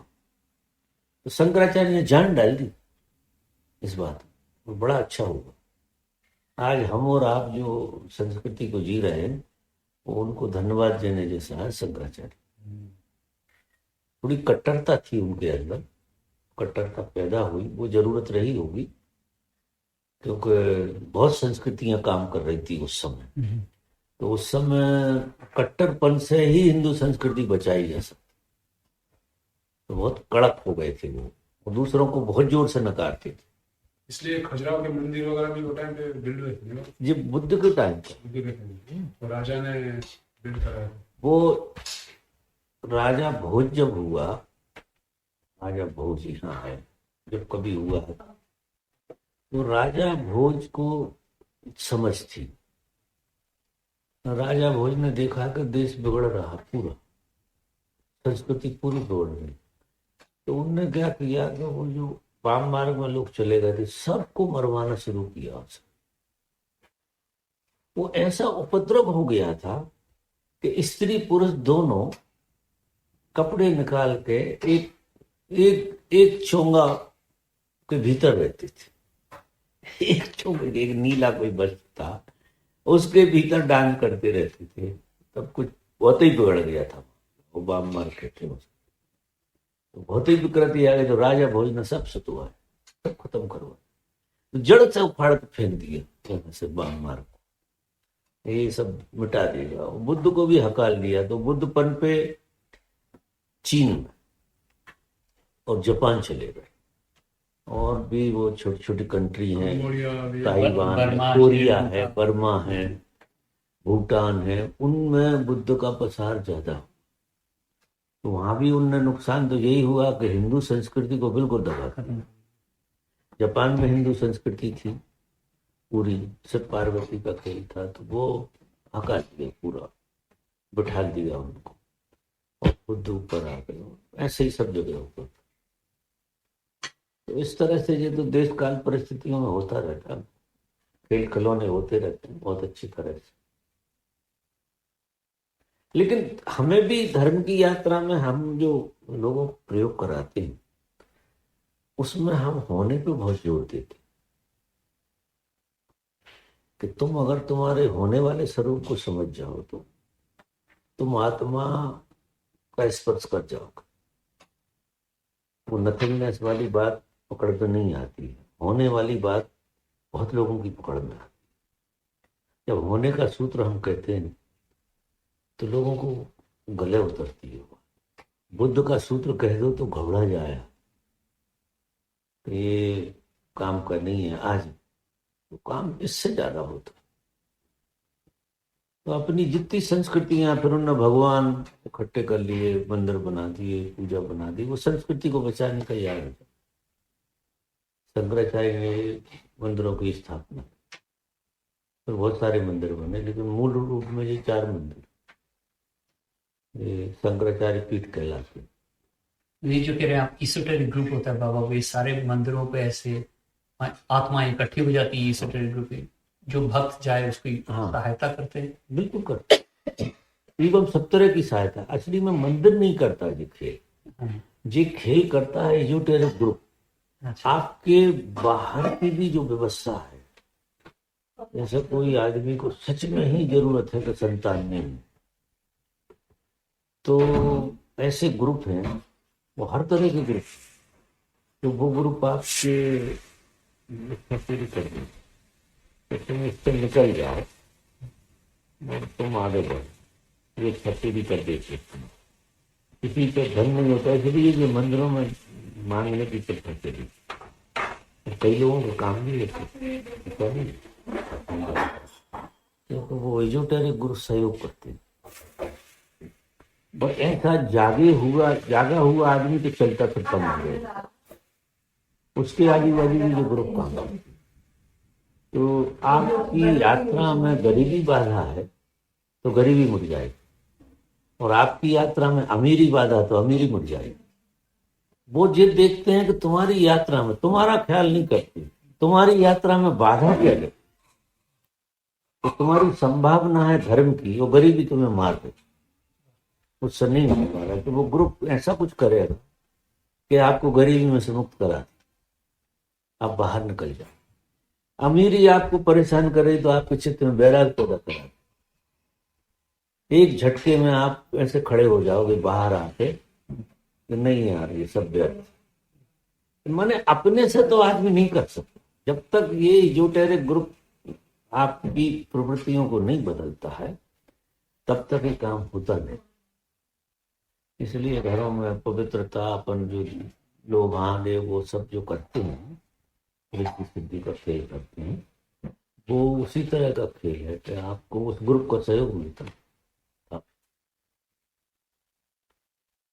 तो इस जगत को चलाने के लिए कोई दूसरा जगत इस जगत से ज्यादा काम करे, जो हमें पता बिल्कुल नहीं, रत्ती भर पता नहीं है। और जिस दिन उस विज्ञान का पता लग जाता है उस दिन आदमी बिल्कुल ठंडा हो जाता, आश्वस्त भी हो जाता।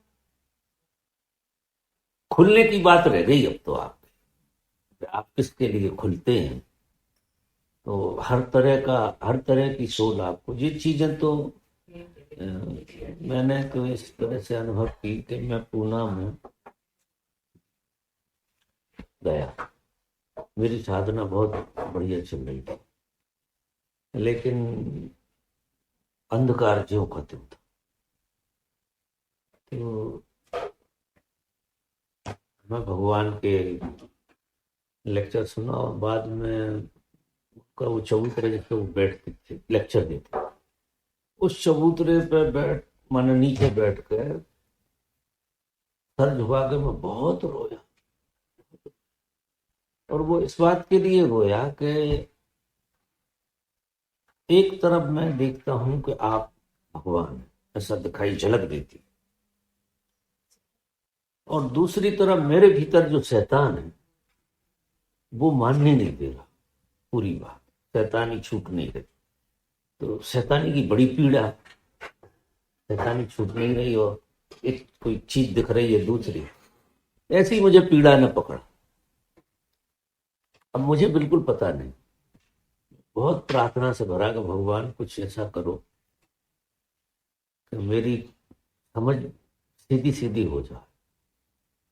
बस उस दिन मेरे साथ जब मैं चला तो कोई ग्रुप लग गया वहां से, इजोटेरिक ग्रुप ने मुझे जैसे भगवान की तरफ से वो ग्रुप लगा दिया या लग गया, या ग्रुप ने समझ ली मेरी प्रार्थना, ऐसे समझ। देखो पूना आश्रम में गजब का ग्रुप काम करता था, जितने लोग ऐसे इकट्ठे नहीं हुए थे। यानी लोगों को गुरु के पास पहुंचाता भी कोई है। कहां से कौन आदमी कहां पैदा होता है और वो आके किसी जागृत आदमी के स्थान पर कैसे जा सकता है अगर कहीं बीच में कोई मीडिएटर नहीं है। तो गुरु के स्थान पे आपको कोई चेतना ले जाती, आपको प्रेरित करती है, आपको धक्का देती है कि तुम जाओ। मतलब अब लगेगा आपको ऐसा कि जी आपको ही हो रहा, लेकिन वो होता बहुत अदृश्य रूप से, जैसे विज्ञान मैंने समझा। मैं घर आया, अब वो ग्रुप ने मेरे अंदर जो बैराग जन्माया, इतना बैराग जन्माया, वो परिस्थिति बिल्कुल अनुकूल नहीं कर, बिल्कुल विपरीत परिस्थिति ये रहे कि वो साधना के हिसाब में वो नौकरी चलती थी, तो नौकरी दाल रोटी खिला देती थी। और वो भी ऐसा काम था कि वो अधिकारी पता नहीं वो ग्रुप क्या काम करता था कि अधिकारी मेरे से खुश रहते थे। वो चोर डिपार्टमेंट था, पीडब्ल्यू डिपार्टमेंट था। तो अधिकारी कहें कि मैं गेरुआ रंग के कपड़ा और माला वाला और बहुत बढ़िया, उम्र भी 29-28-29 साल की, बड़ा गजब का, दिखने में भी साधना से दिखता भी बढ़िया था। तो मेरा इंजीनियर था दोस्त मेरा, वो मेरे से बड़ा खुश रहता था, यार बहुत बढ़िया आदमी। तो अब मैं जब काम वाम पे नहीं जाता तो वो कहता था कि तुम जहाँ जाओ वहां जाओ, कुछ गलत काम में ऐसा मत करना, हमें हाजिरी भरना पड़ती है। मतलब इतना भला आदमी कि नौकरी में कोई दिक्कत ही नहीं, तनख्वाह ले जाओ आप तो कोई, बस सब होता रहता। अब एक बार बड़ा अधिकारी आया, सुप्रिंटेंडेंट इंजीनियर आया, तो मैं उस डिपार्टमेंट में सबसे पुराना था। सबके ट्रांसफर होते रहते, हमारा नहीं होता, ट्रांसफर नहीं होता। तो सब नॉलेज मुझे को थी एरिया की। तो वो सुप्रिंटेंडेंट इंजीनियर कर लगा वहां चलना है, तो मुझे बोला, मैंने 3 महीना का मौन रखा था। मैं तो चपरासी आया, उसने कहा साहब बुला रहे हैं और बड़े साहब आए हुए हैं और आपकी जरूरत है। कहा चलो चलते हैं। अब मैं मौन में रहा, उनका कमरे में बैठा जी पीछे, और वो दो ही आगे बैठे और वो कुछ पूछ रहे थे, मैं जवाब नहीं दे रहा बात का। तो साहब बोले, साहब को ये मौन में है कहीं, इसे मौन में रहने तो कहीं ये सारा करते ऐसा। फिर बाद में उनने उसे समझाया कि बाबा जब तो पापी है, ये पुण्यात्मा कहाँ से पैदा हो गया अपने डिपार्टमेंट, इसको अपन जेल लेते हैं। नहीं तो एक्शन ले रहा था मेरे ऊपर, अच्छा, एक्शन ले रहा था कि ऐसे कैसे ड्यूटी होती है, कोई मौन में रहे 3-3 महीना मौन में, आपकी ड्यूटी भी चल रही है, तनख्वाह भी मिल रही है, आप कुछ कर नहीं रहे हो। लेकिन मेरे वो बॉस ने संभाल ली सब। अच्छा, वो बॉस भी बड़ा गजब का है, ऐसे तो दारू पीता था, बड़ा दिल वाला आदमी था, ऐसे एक बोतल पी के सोता था रोज, लेकिन उसका दिल बहुत बढ़िया था। कभी कभी दारू पीने वाले लोग भी बड़े सरल होते हैं। आप ब्राह्मण जाति से, लेकिन वो आदत हो गई। तो ये मैं मानूंगा कि ये गुरु पे ही सहयोग कर रहा है। फिर तो मैंने तय कर लिया मुझे नौकरी फोकरी नहीं करना, मैं तो चला भाई। तो मुझे इतना बैराग घट गया, इतना बैराग घट गया कि बिल्कुल जैसे सब संसार छूट गया। मैं अकेला खड़ा हूं और बैरंग खड़ा हूं, मुझे कुछ पता भी नहीं। ऐसा इतनी तेज अभिप्सा जागी, इतनी तेज अभिप्सा जागी कि अब चाहे मुझे पेड़ों की जड़ें खा के जिंदा रहना पड़े, लेकिन मुझे बिना धर्म के तो जीना बेकार है। अब ये मन कह रहा, आखिर वो कोई फोर्स करा रही थी सारा खेल, वो अब बाद में पता लगा। और मैं घर से निकल गया, घर से निकला आज और कल और परसों मेरे जीवन में फर्क पड़ गया, पूरा जीवन बदल गया। 2 दिन रहा मैं सिर्फ इस दशा में, इस बैराग की दशा में, सिर्फ 2 ही दिन, 48 घंटे। और तीसरे दिन तो वो ऐसा खुला सितारा कि पूरी जिंदगी बदल दी मेरी, पूरा खेल बदल गया। फिर मुझे रहस्य खुले कि जी कैसे होता। फिर मैंने रहस्यों की दुनिया देखी, और कोई 6-8 महीना मैंने जो ढंग से देखा है वो खेल उस स्पेस में, जो मैं इस लोग का आदमी यानी ये स्थिति थी कि मुझे दिन में अंधेरा दिखे, आंख खोल के अंधेरा दिखे और आंख बंद करके प्रकाश दिखे। आंख खोल के मैं नकली आदमी और आंख बंद करके असली आदमी। जैसे मैं आंख बंद करूं तो मैं कोई और हो जाऊं, और आंख खोल के बाहर आऊं तो कोई और हो जाऊं। ऐसा बहुत खेल चलता था, करीब करीब ये 6-8 महीना तक ये खेल चलता रहा, वो ठहराव नहीं है। फिर मैं पूना गया और धन्यवाद देने गया पूना भगवान को, और उनके सामने बैठा और उन्होंने मुझे देखा और मेरे सर पर रखा हाथ, और एक हल्की मुस्कुराहट के साथ उन्होंने कहा ठीक, एक शब्द बोला ठीक। बस फिर मेरे में जो ठहराव आया वो गजब को ठहराव, वो आज तक चल रहा है, आज तक वो स्थिति बनी, वो भगवान का। फिर ये रहस्य मैंने सारे जाने कि ये आदमी इतना उधम क्यों मचाता है, क्योंकि आदमी को कोई सत्ता चला रही, कहाँ भेजती है, क्या कराती है, किस कारण से आदमी कहाँ। अकारण इस जगत में कुछ नहीं हो, बड़ा सिद्धांत काम कर रहा है। माने ये सारा जगत एक सनातन नियम से चल रहा, मेरे को सनातन नियम है जो इसको चला रहा। ना आप कहीं जा सकते हैं, ना आप कहीं आ सकते, कोई ले आता। ये अपन भी यहाँ आ गए ऐसे, आज आप भी नौकरी पे छोड़ के ऐसा खेल है। पहले सवेरे नहीं था मनाने, फिर बाद में एकदम कुछ हो गया, मीटिंग थी वो कैंसिल कर दी और कहा चलो। लगता ये है कि हमारे निर्णय है, लेकिन वो होता बहुत अलग। मुझे तो आपसे मिलना मैं अमेरिका आना पड़ा। हाँ, सब चीजें ऐसी होती, सारा खेल कुछ जुड़ा हुआ होता है, इसको कहाँ मिलाना है वह पहुंचा देता है। तो हम तो जिस जगह जहाँ पहुंचते हैं, जिस घर में पहुंचते हैं, पलट के नहीं देखते कि हम वहां होते, यहाँ क्यों हैं वहां होते। ये हमारे चित्र में कभी नहीं। जिस जगह जाते हैं हम समझते हैं हमें इस वक्त यही होना, ये मालिक ने यही भेजा है, यही जरूरत है। और जिस घर से हम चले जाते हैं दूसरी जगह पहुंचते समझते हैं कि तो इतनी अस्वस्थता रहती है।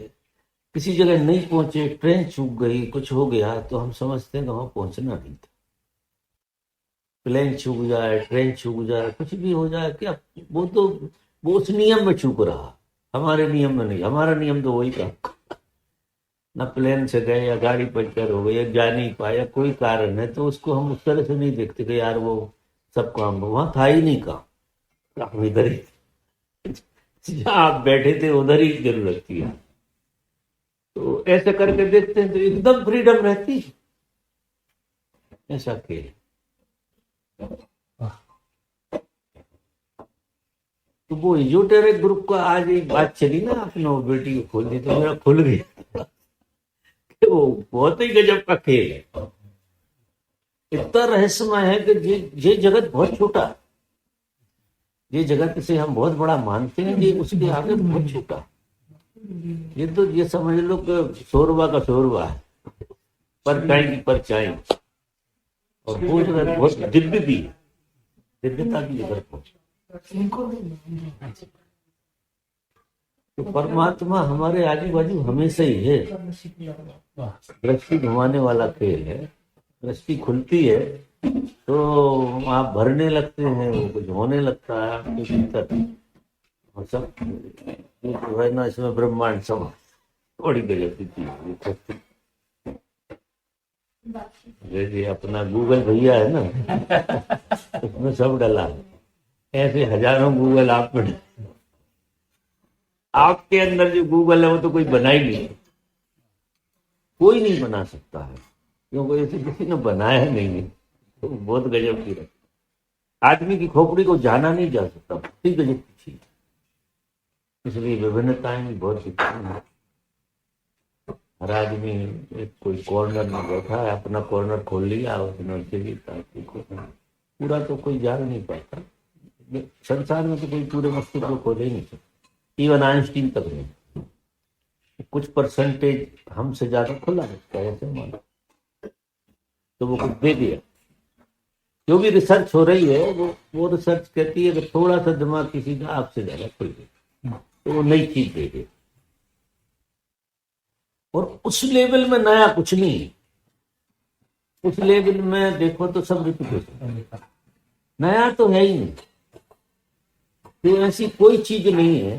प्रकृति का मतलब क्या होता है, जो प्राग में पहले था वही कृति में आता।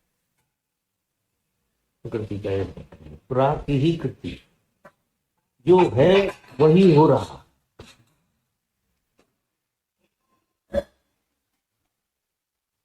अब मेरी शुगर बैलेंस हो गई, अब आप हटा लो इसे, ये शुगर वुगर सब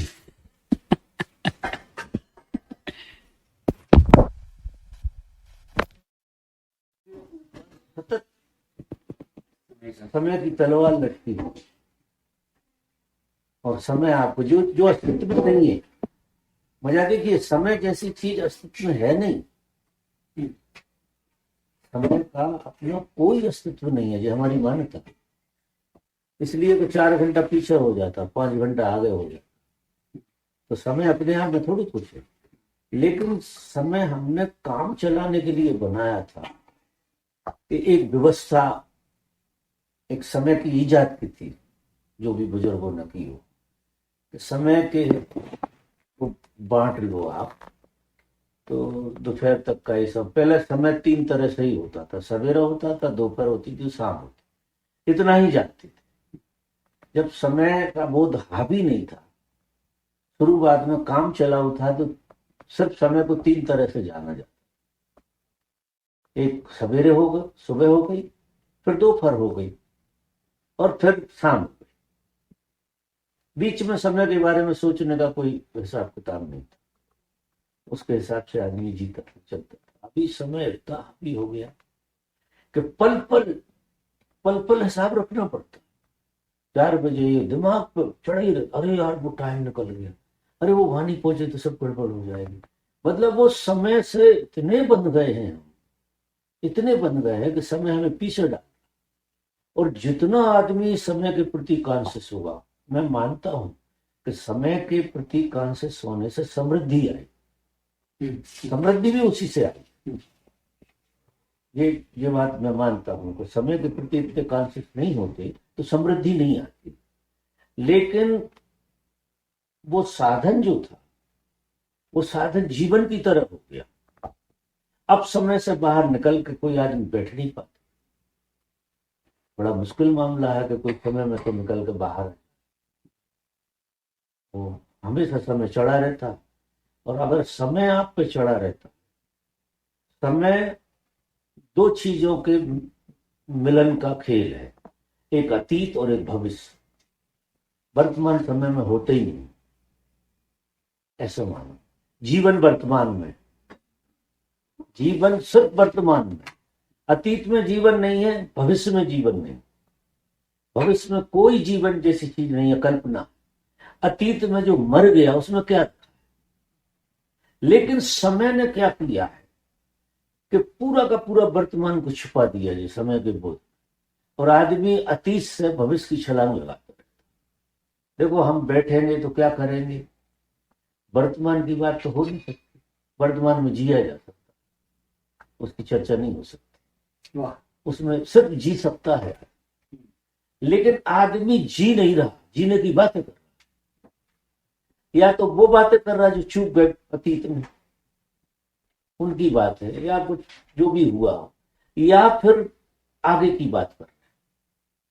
दो ही तरह से बातें होती है आदमी, यानी ये दोनों कागजपन। मजा देखिए। अब इसमें से आपको घंटा 2 घंटा तो निकालो यार, जो समय के बोध से आप, और इसी को ध्यान कहते हैं। ध्यान भी इसी का नाम है कि आप समय के बाहर हो जाओ। और जितना आदमी समय के बाहर होगा उतना ही आनंदित होगा, क्योंकि जैसे ही आप समय के बाहर हुए एक पूरे अस्तित्व से जुड़ने लगोगे।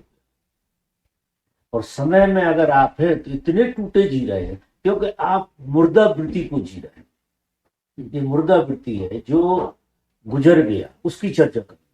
मुर्दे गड़े उखाड़ना, उसमें कुछ मिलता नहीं, कुछ भी नहीं मिलता है, सिर्फ मनोरंजन है। या फिर हम आगे की बातें करते रहते, भविष्य की बातें करते रहते, उसमें भी आज तो नहीं पहुंचे, अभी तो नहीं जाओगे कभी, इसी दिन, कल परसों जो भी होगा। तो वो कल्पना में पहुंचने के पहले पहुंचते हैं हम, पहुंचने के पहले ही पहुंच जाते हैं और तमाम ख्याल पुलाव बनाते हैं। और हकीकत में जब जाते हैं तो आधी बातें बेकार हो जाती, वो वैसी बातें नहीं रहती हैं। आप इधर से निकल के गए, उधर गए, वही वो हुआ, उसमें कोई एक्सीडेंट चीजें मिल जाती, बाकी चीजें गायब हो जाती। बाकी ऊर्जा आपने खराब डाली थी, बेकार डाली थी, बिना मतलब का। बहुत कुछ हम बिना मतलब का सोचते। और अभी तो माँ को या बेटे को या भाई बहन इतना संदेह में जीते हैं भविष्य के बारे में, और भविष्य को संदेह में भी जीते हैं, और संदेह को मिटाने की कोशिश करते हैं वर्तमान में बैठ के। और चीजें हो ही रही हैं। चीजें जब होती हैं तो वो तुम्हारी सोच क्या सोचा था वो पीछे छूट जाती, कोई मतलब नहीं रहता। यानी 90% हम गलत सोचते हैं आगे के बारे में। 90%, 10% मान लेते हैं, लेकिन 90% हमारा सब, वो 90% ऊर्जा हमारी बेकार जाती, वो हम यहाँ जी सकते, लेकिन वो आदमी भूल गया। तो कभी हम लोगों से कहते हैं कि यार तुम ध्यान करो तो मत करो, घंटा 2 घंटा को बेवकूफ हो जाओ, संसार के लिए तो मूर्ख हो जाओ। घंटा 2 घंटा एक बिल्कुल ऐसे बैठो जैसे आप कुछ नहीं जानते, कुछ जानते ही नहीं हो। 1 घंटा बैठ कर देखो कितना मजा है। कभी कभार कोई आदमी, कभी कभार किसी लेक पे जाकर बैठ जाता, कभी कभार, और वो थोड़ा सा उसके पास गैप, उस गैप में उसको थोड़ा सा जीवन का आनंद मिलता। हम जीवन के आनंद को भविष्य में ढूंढते। अब यहाँ बैठ के, वो लेक पे बैठ के भी आदमी भविष्य में ढूंढता, वो फिर लेक पे बैठा ही नहीं। वो लेक पे बिल्कुल नहीं बैठा, उसने ना मछली देखी, ना पानी देखा, ना हरियाली देखी, ना कुछ देखा। वो लेक पे बैठा बैठा प्लान कर, ऐसी स्थिति, आगे की सोच रहा। तो या तो आदमी आगे की सोच रहा या पीछे का कैसा कर। और मेरी दृष्टि में ये दोनों ही बातें बकवास, आदमी सब बकवास, उस बकवास में इतनी एनर्जी खराब कर देते हैं, सारे प्राण बकवास में ज्यादा लगते, काम की चीज बातें बहुत कम करते। 2 महिलाओं को 3 महिलाओं को इकट्ठी करो, आपको 5-6 घंटे बातें करते, इसमें एक भी सार की बात नहीं है, एक भी नहीं। अगर उन्हें रिकॉर्ड करके उन्हें सुनाओ, कहो कि काम की है कोई चीज, एक भी चीज काम की नहीं है। वो सब मुर्दे उगाड़ रहे हैं बात, या किसी की उड़ा रहे होंगे, या किसी का मजा ले रहे होंगे, या किसी की भलाई का वो चल रहा होगा, तो भी चलता है। काम की बात बिल्कुल बहुत कम होती। इसलिए समझ कहती है कि तुम्हारे पास ऊर्जा बहुत है, तुम उस ऊर्जा को जी सकते हो, मजे से जी सकते हो, लेकिन तुम्हारी 90% ऊर्जा व्यर्थ में जाती है। या तो अतीत की बातें उघाड़ते रहते हो, भविष्य में इतनी कल्पनाओं से भरे हो जो वर्तमान से कोई तालमेल नहीं, ऐसी कल्पना से। अब आदमी दुखी नहीं होगा तो क्या करेगा, डिप्रेशन आने होगा। सारी दुनिया ऐसी चल रही है तो ऐसा लगता है अपन बेवकूफ थोड़ी, या अपने बच्चे बेवकूफ थोड़ी बनाना है, दौड़ा हुए नहीं, तो उसमें लग जाते हैं सब लोग। चाहे उन्हें जीवने में कुछ मिले ना मिले, जो भी उनकी हालत हो, लेकिन दौड़ में शामिल होना। और दौड़ भी वो नंबर 1 की, सबके अहंकार का खेल है। यार क्या दौड़े तुम, अगर नंबर 1 नहीं दौड़े तो कोई मतलब नहीं हो। तो हम किसी के घर में अभी मेहमान थे, तो उसके बाप का सपना कि मेरा बेटा प्रिंसटन यूनिवर्सिटी में दाखिला मिल,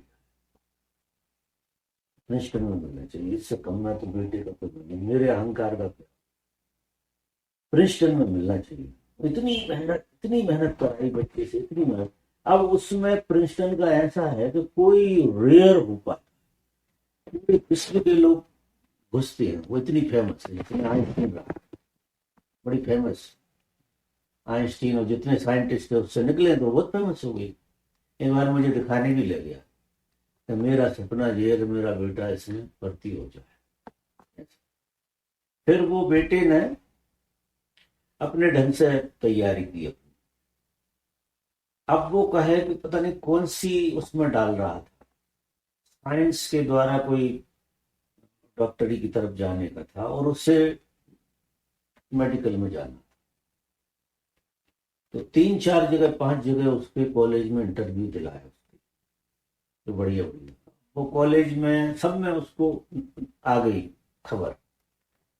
फिर वो बच्चा हो गया डिप्रेस, क्योंकि ये चाह रहे थे कि इसमें हो, तुम्हें हर वक्त में इसमें ही होना, क्योंकि अगर तुम इसमें हुए तो 12 साल लगे, और इसमें हो गए तो 8 साल लगे, और 4 साल में मेरा $3 लाख लगेगा ज्यादा। ये कहना $3 लाख ऊपर ज्यादा खर्चा हो, तो मुझे मेहनत करना पड़ेगी। तो तुम एक काम करो, जैसे भी बने तुम तो इसमें ही भर्ती हो। वो हो गया बिल्कुल, क्योंकि उससे वो चीज जच नहीं रही। वो 12 साल लगाऊंगा लेकिन इसमें ही रहो। फिर बहुत खींचातानी, घर में बहुत तनाव। तो बच्चे ने अपनी माँ से कहा कि अगर इसमें भर्ती करोगे तो मैं घर ही नहीं आऊँ, भूल जाओ। जब एडमिशन कराते हो तो मैं घर नहीं आने वाला, क्योंकि वो चीज जो मुझे जच नहीं रही, जो मैं कर नहीं सकता, तुम उसमें मुझे फंसा रहे हो। और उसने सारे दाव लगाए बेटे ने, तो आखिरी दाव ये लगाया कि मैं घर नहीं लौटूंगा, बाहर एक बार निकलूंगा, फिर आप ढूंढते रहना। मेडिकल 12 साल लगे उसी में एडमिशन। अब 2 ही माँ बाप कलप रहे, बेटे ने हमारी नहीं मानी। $3 लाख का नुकसान हो गया, 12 साल तक हम फंसे रहेंगे। पता नहीं क्या क्या बातें करते हैं, मतलब इतनी महत्वाकांक्षा होती है। और उसने ले लिया एडमिशन। उसने एक बात कही कि मैंने एडमिशन जान के लिया। उसने मैरीलैंड में लिया एडमिशन। मुझे माँ बाप के साथ नहीं रहना, एक दिन नहीं रहना चाहता माँ बाप के साथ। इतना टॉर्चरिंग है उस घर में। दोनों महत्वाकांक्षी। अगर ऐसे बैठ जाए बच्चा बगल में, अरे वो पढ़ाई नहीं कर रहा, तू तो उठ यार, इतना जोर से दबाव देते हैं जिसका कोई हिसाब। अब ऐसी स्थिति महत्वाकांक्षा को आप बच्चों से पूरा करो तो होगा क्या? ये बिल्कुल सब गड़बड़ हो जाए। वो तो अब समझ गए, मैंने बहुत समझा। मैंने ये कहा कि अब तू एक काम कर, इस बेटे को अब वो याद मत दिला कि तू वहां क्यों नहीं गया, नहीं तुम्हारे बाप बेटे के संबंध और बिगड़ेंगे। वो तो माना ही नहीं। अब तू रोज रोज कहे कि तूने मेरी नहीं मानी, तूने मुझे घाटे में डाल दिया। अब वो उसने कहा कि एक काम करते हैं, मैं पढ़ूंगा तो इसी में लोन लेकर पढ़ूंगा, तुमसे पैसा भी नहीं चाहिए। तो कॉन्फिडेंस उसका, हमें लोन भी मिलता है, लोन लेकर बाहर मास्टरी वही करेंगे, पढ़ूंगा मैं वही। अच्छा लड़का है, मजबूत है लड़का, पढ़ने में बहुत होशियार है, सब जगह उसके नंबर आ गए, सब जगह सिलेक्शन हुआ। इनके कहने से इंटरव्यू सब जगह दे दिया, सब जगह से कॉल आ गया। लेकिन उसने कहा देखो कॉल बोल कहीं से आ गए, मुझे तो वो बड़ा खुश है।